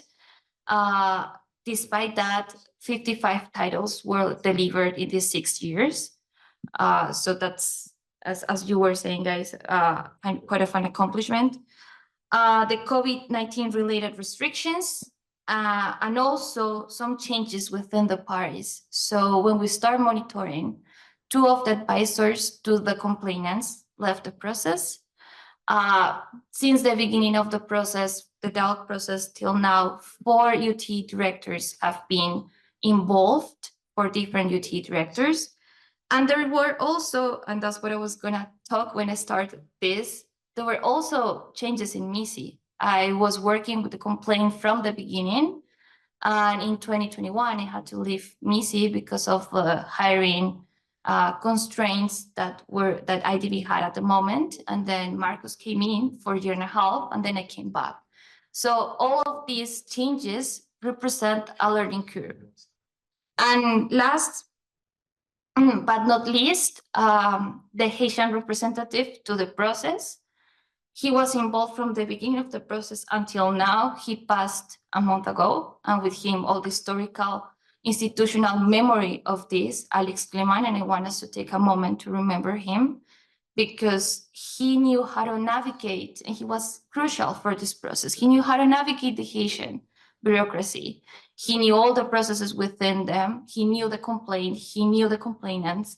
And the UT is right now trying to find a replacement for him to be part of the MISI process. And we're still yet to see what the consequences to the process his passing will mean. And last but not least, in terms of next steps and monitoring, we've been monitoring the implementation of the agreement for 5 years, for 6 years, because we did an extension last year. And this monitoring period will end in December, but Castan, as we said this morning, we're committed to continue monitoring, to continue helping the committee and the parties to reach full implementation of the agreement if the parties agree to that extension of another year of monitoring and if the board of directors approve this extension. Thanks, Maria Camila, and thank you for that acknowledgement of the critical role that Alex Clement played, and his passing is a real loss. Castan, I want to turn to you now and just ask for some reflections.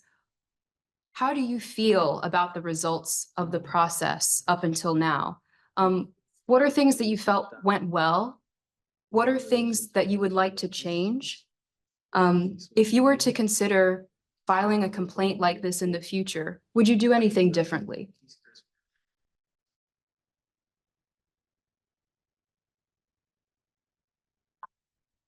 Alors, merci.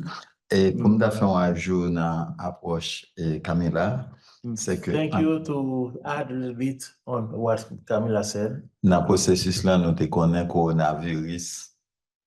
C'était un bagage tout qui était retardé le processus là parce que c'est presque le monde qui était bouleversé dans le moment et pendant accord Caracol là. During this process, also I want to add that we knew that the COVID-19 would create a problem and would retard would slow down the process too. So we were quite aware of that. Alors, Jean-Marc te dit gagnant de avance qui fait. And as I said, there has been some progress. Dans toutes 4 options, gagnant de bon avance, qui c'est dans petit business, gagnant de monde qui yo même te joindre et un support à coaching pour yo capable faire du business. In all the 4 options that I mentioned earlier, under some of those options, there has been some progress, even in the coaching or on how to set up some small business. Dans la région côté me sorti, c'est tout le monde qui était dans l'option équipement, malgré à cause de blocage qui gagne dans le pays, qui a raté carburant, mais malgré tout, équipement au gain et qui a fait face à changement climatique là, il a été utilisé pour arroser jardin, c'était un bon bagage. In the region where I come from, there have been some progress for those, for example, who wanted some equipment for their land. You know, they were able, despite the transportation issues, they were able to find some ways for the equipment to work, and they were able to irrigate their lands. So there have been some progress under some of the options. J'aimerais te dire dans option terre et son processus qui est anti-gens difficile, mais malgré tout, gagnant de monde qui joignent un morceau de terre à plus ou moins garanti sur lui, c'est un bon bagage.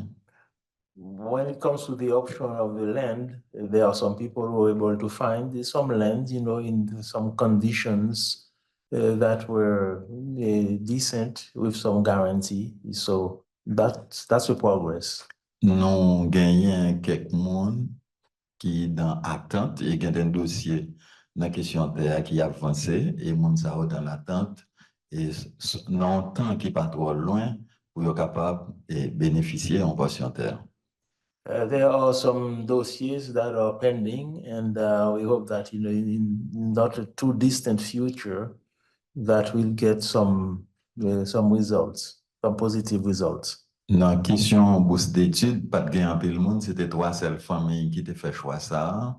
Et lui-même, malgré tous les droits, pas censé finir, mais gagnant et monde qui était avancé là-dedans parce que ça son quantité qui était très petit.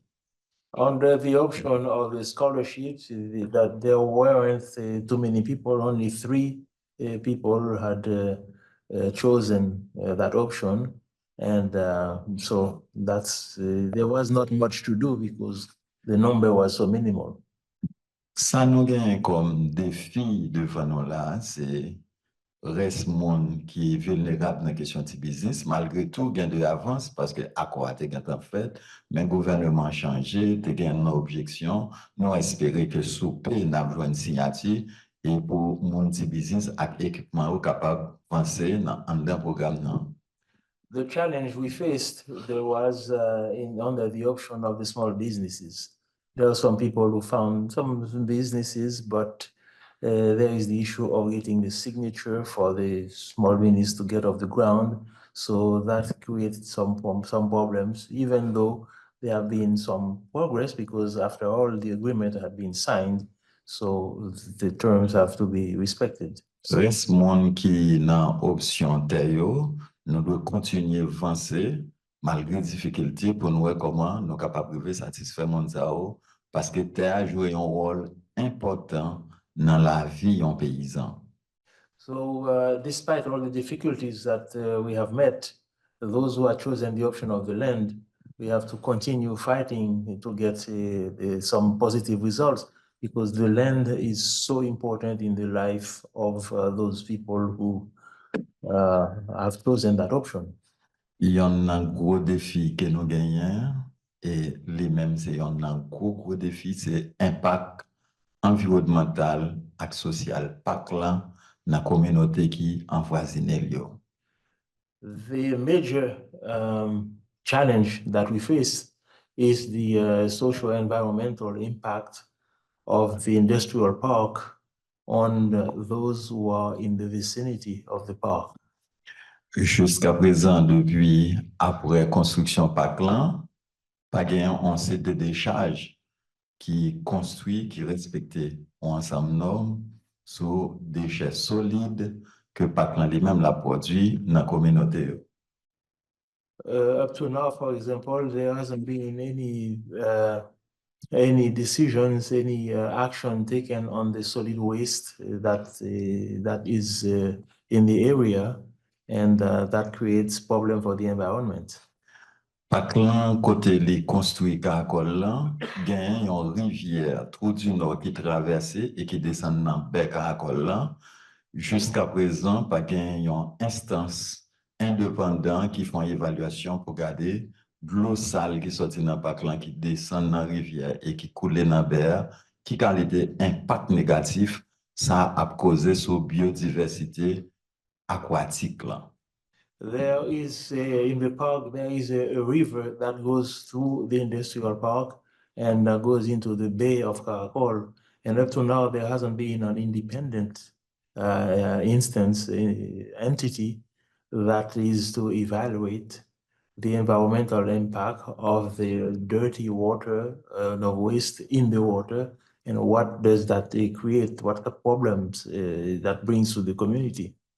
Sous plan social, avant parc là été installé, pas de gain une étude ligne de base qui était faite et ou bien celle était faite les pas ramasser toute réalité sociale yo côté que pas de gain un plan Ibanis qui fait dans communauté qui envoisine parc là, ça avait une cause et gain de gros problèmes et dans question santé et communauté yo. From the very beginning, there hadn't been a base study to evaluate what was going to happen, or if it had been done, they didn't take into account a lot of these other issues, so that there would have been some prevention and some measures that could have been taken to protect the environment. Ça veut dire zone ça vient bidonvillisée. That means this area now has become a slum. Population a augmenté à cause de PACLAN. D'ailleurs, des faits en projection, environ 60 000 monde pour des jeunes emplois. Quand pile marketing qui fait national, donc international, en pile monde déplacé pour venir chercher travail dans le niveau PACLAN, pas de travail pour tout le monde. Ça veut dire que les ressources qui étaient dans la communauté viennent pas suffire pour la population qui augmente. The population has increased. There has been a demographic increase in the population. Originally, the project had been created for 60,000 jobs. There are other people who have come to look for a job, so which results in an increase, a demographic increase, and there hasn't been any urban planning to make sure to cope with the issue. Dans la question éducation, dans la question santé, à question manger, ça vient faire inflation. Parce que côté PACLAN installé, c'est zone qui était plus fertile dans la communauté. This area was one of the most fertile in the area, and in terms of education, the food, everything has been going up, contributing to inflation, and that makes life much more difficult. Mais tout défi ça, nous-mêmes à niveau organisation, la réflexion, c'est transformer en opportunité. Et c'est pour ça nous avons fait un plaidoyer pour la communauté capable de tourner de véritables acteurs dans tout projet qui vient pour exécuter dans la communauté. Merci. That's why taking all of those challenges into account, that's why our objective is to transform the community, and that's why we are pleading for changes so that the living conditions can be improved. Merci, Thank you. Gaspar. So Megumi, my last question during the moderated portion of this panel is for you, just from your perspective as an advocate. What are some of the main lessons that you are taking away from this case? And what are lessons that other advocates who are supporting communities that are hoping to pursue remedy through IAMs at international financial institutions? What are the lessons for them from this case? Thanks. So I think a lot of the panelists have sort of spoken to this question. So I think I may be repeating some of the themes that have come up, but maybe it's worthwhile restating some of them. So the first thing I would say is that these mechanisms can be a really powerful tool. Although I showed you these kind of depressing slides on how rare remedy is, it's also a really incredible opportunity for people who have no other options to try to get justice for the harm that they've suffered. In this particular case, one of the other panelists mentioned that they couldn't turn to the domestic court. They really didn't have any faith that they could get justice in that way. And so to have this international accountability mechanism where they could bring their grievance and actually get acknowledged for the harm that happened and get something out of the process, I think that's a really powerful aspect of these mechanisms. Part of that is also that they get to, particularly in this dispute resolution process, they get to be part of the design of that process. Initially land wasn't on the table for that dispute resolution process, and the community really fought for that. They fought really hard for that, and they were able to get that. Not for everybody, so obviously it's not perfect, but they were able to get it for 100 of the most vulnerable families. So in that way, I think these tools are really powerful. But the other lesson is that they're not powerful enough in a lot of ways. So if we had relied just on the mechanism alone to be able to get that remedy, I don't know that we would have gotten it. and certainly not for the implementation part of it. At every step of the process, we've had to bring in other strategies in order to support our advocacy. So people have talked about media, they've talked about community organizing, they've talked about board advocacy, conducting our own environmental studies and publishing that. All of these different strategies were needed and necessary in order for us to get what we did get from this process, what we have gotten for this process. And so although it's a really powerful tool for communities to use, it has to be, unfortunately, it has to be supplemented by other tools. The other thing I would say is that, and other people have emphasized this, is that the monitoring stage is incredibly critical to actually achieving remedy. So some mechanisms, gratefully, like the MISI mechanism has a very strong monitoring process. So Maria Camila has talked about the many things that they've done to support monitoring and make sure that what was agreed to is actually delivered. A lot of mechanisms, or not a lot, but like some of these mechanisms don't even have that monitoring process. And for a lot of mechanisms, that monitoring process is pretty weak. They don't measure what's being achieved versus what's not being achieved. There's not continual convening of the parties and making sure that we're on track to deliver what was promised.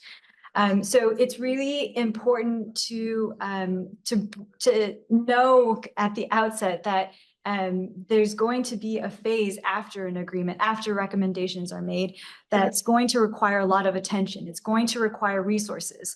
And to the extent that you can ask for those kinds of resources, it's it's really important to ask for neutral mediators, regular convenings, these other types of sources that are important.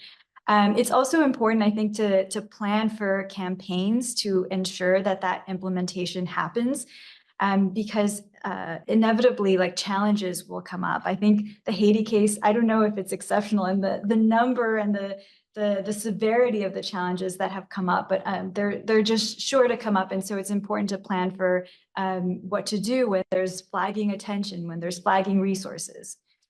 The last thing I would say is that it's really important to consider these types of these challenges will come up, and what the implications have for the timing of delivery of remedy and how that is going to affect the people in the process. I think this is like a really strong lesson that I've learned, because I think a lot of us were a bit naive. We were very jubilant at the time that the agreement was made, because it was so hard to get to that agreement. But at the same time, I wish we had also thought about in the future, like, oh, this agreement might run into challenges in terms of implementation, and it might take way longer than any of us thought it would take.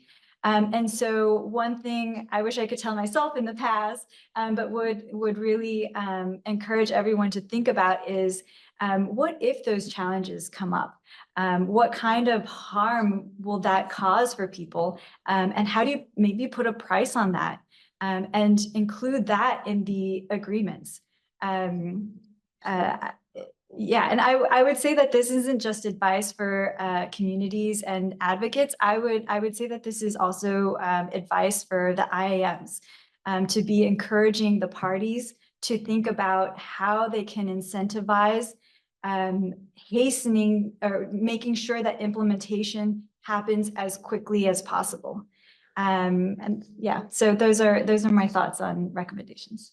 Thanks, Megumi. Okay, we're going to open up for Q&A now. So if you have questions, please get those in via the QR code. I'm going to start with a question actually dipping back. This was asked during the first panel, but I think we can address it here. I might ask Maria Camila to start on this. So in most other IAM dispute resolution processes, the host institution or the bank is not actually a direct party that is signing that agreement. So what was the kind of unique role of the IDB management and operations throughout this process, including implementation of the agreement? So all of MISI process have management sitting down at the table And I think that's one of the key elements for a process to be successful at BC. Because that the fact that they're sitting down the table, there's mostly the same people that are sitting process after process. So they learn how the MISI works. They learn how to negotiate at a dialogue process in the mechanism. So at the end, all of this institutional memory is applied to the process. In this case, IDB has supported the UT in many ways, in ways of finding options that will meet the complainant needs. Actually, even though the land option was not at the beginning, the first proposal, and we have to have several meetings, so it was included, IDB played a key role in including that.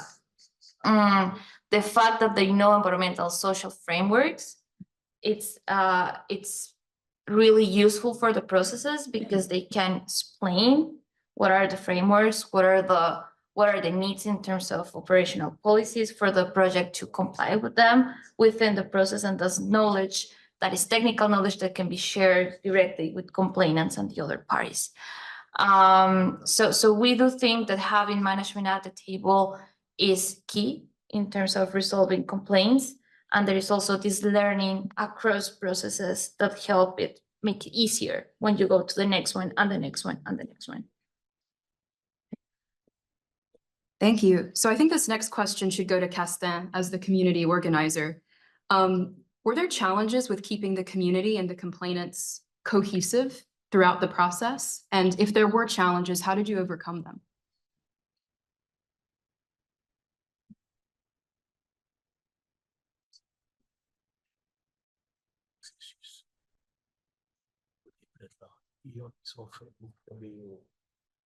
Repose la bonne question. Question, répondre.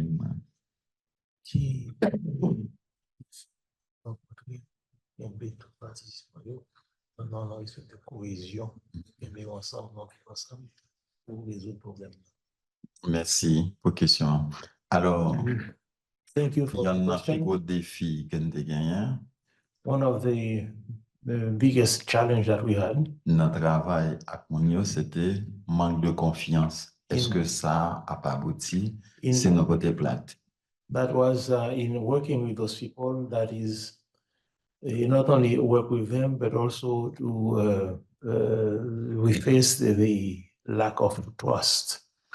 Parce que That is, they would ask if we lodge a complaint, whether that would Parce que give c'était results. parce que c'était une première expérience que la communauté a fait non côté plainte.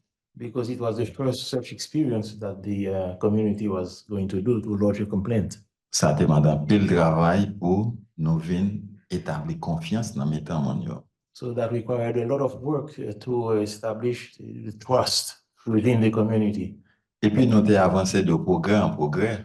And then we advance, little by little, progress after progress. Première étape, nous franchir, nous déposer plainte là, accepté. The first step was to actually introduce the complaint, and the complaint was accepted.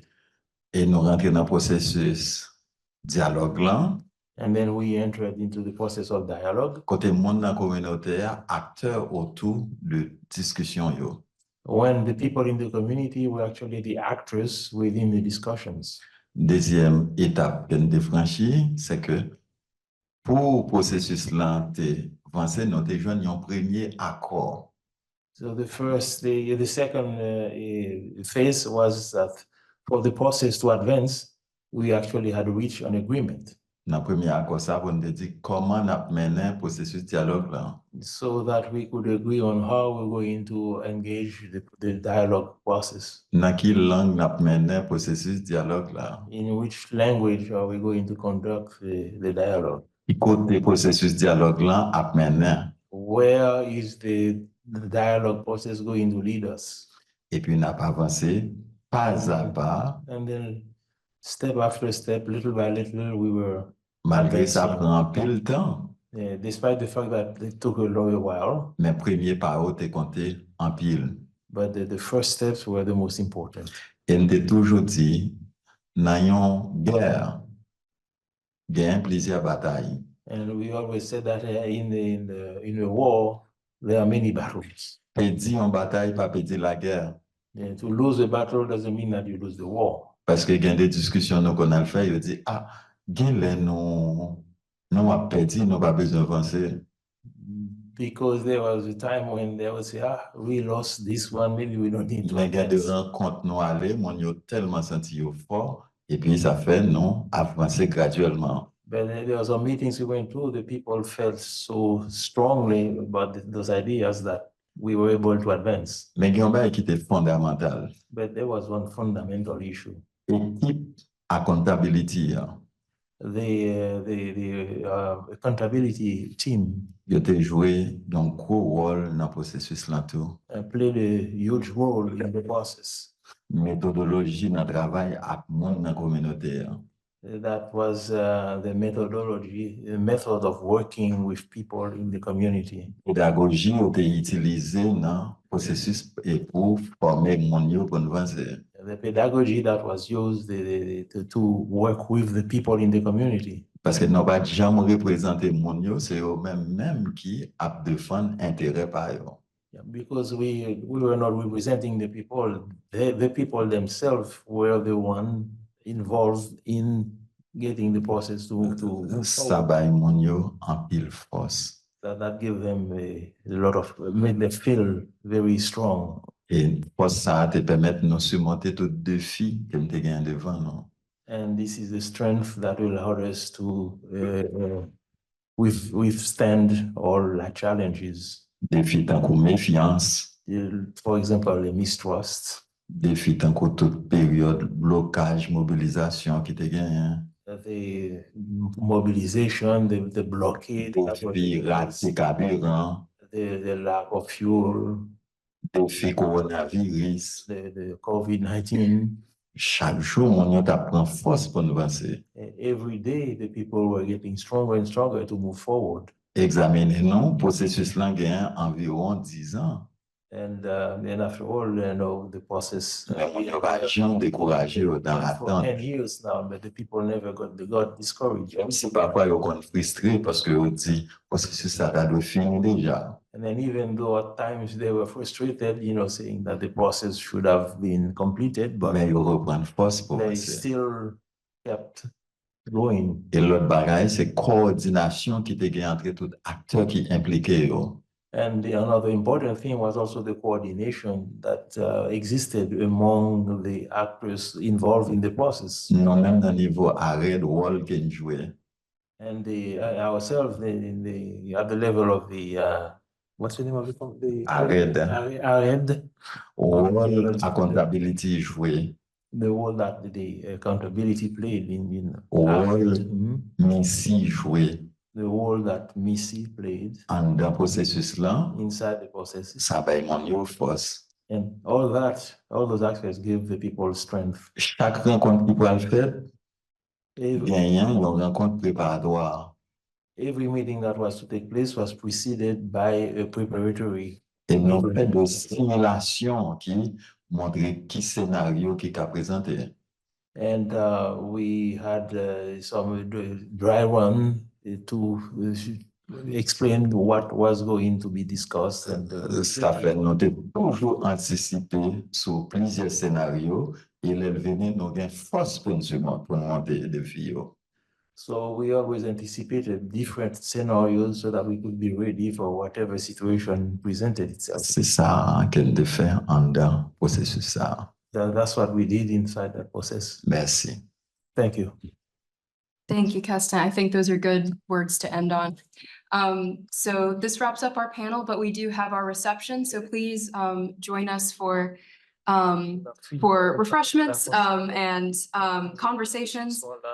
I want to thank all of our excellent panelists. I really want to thank our translator, Serge Bellegarde, for being with us today. And thank you all for being here so much.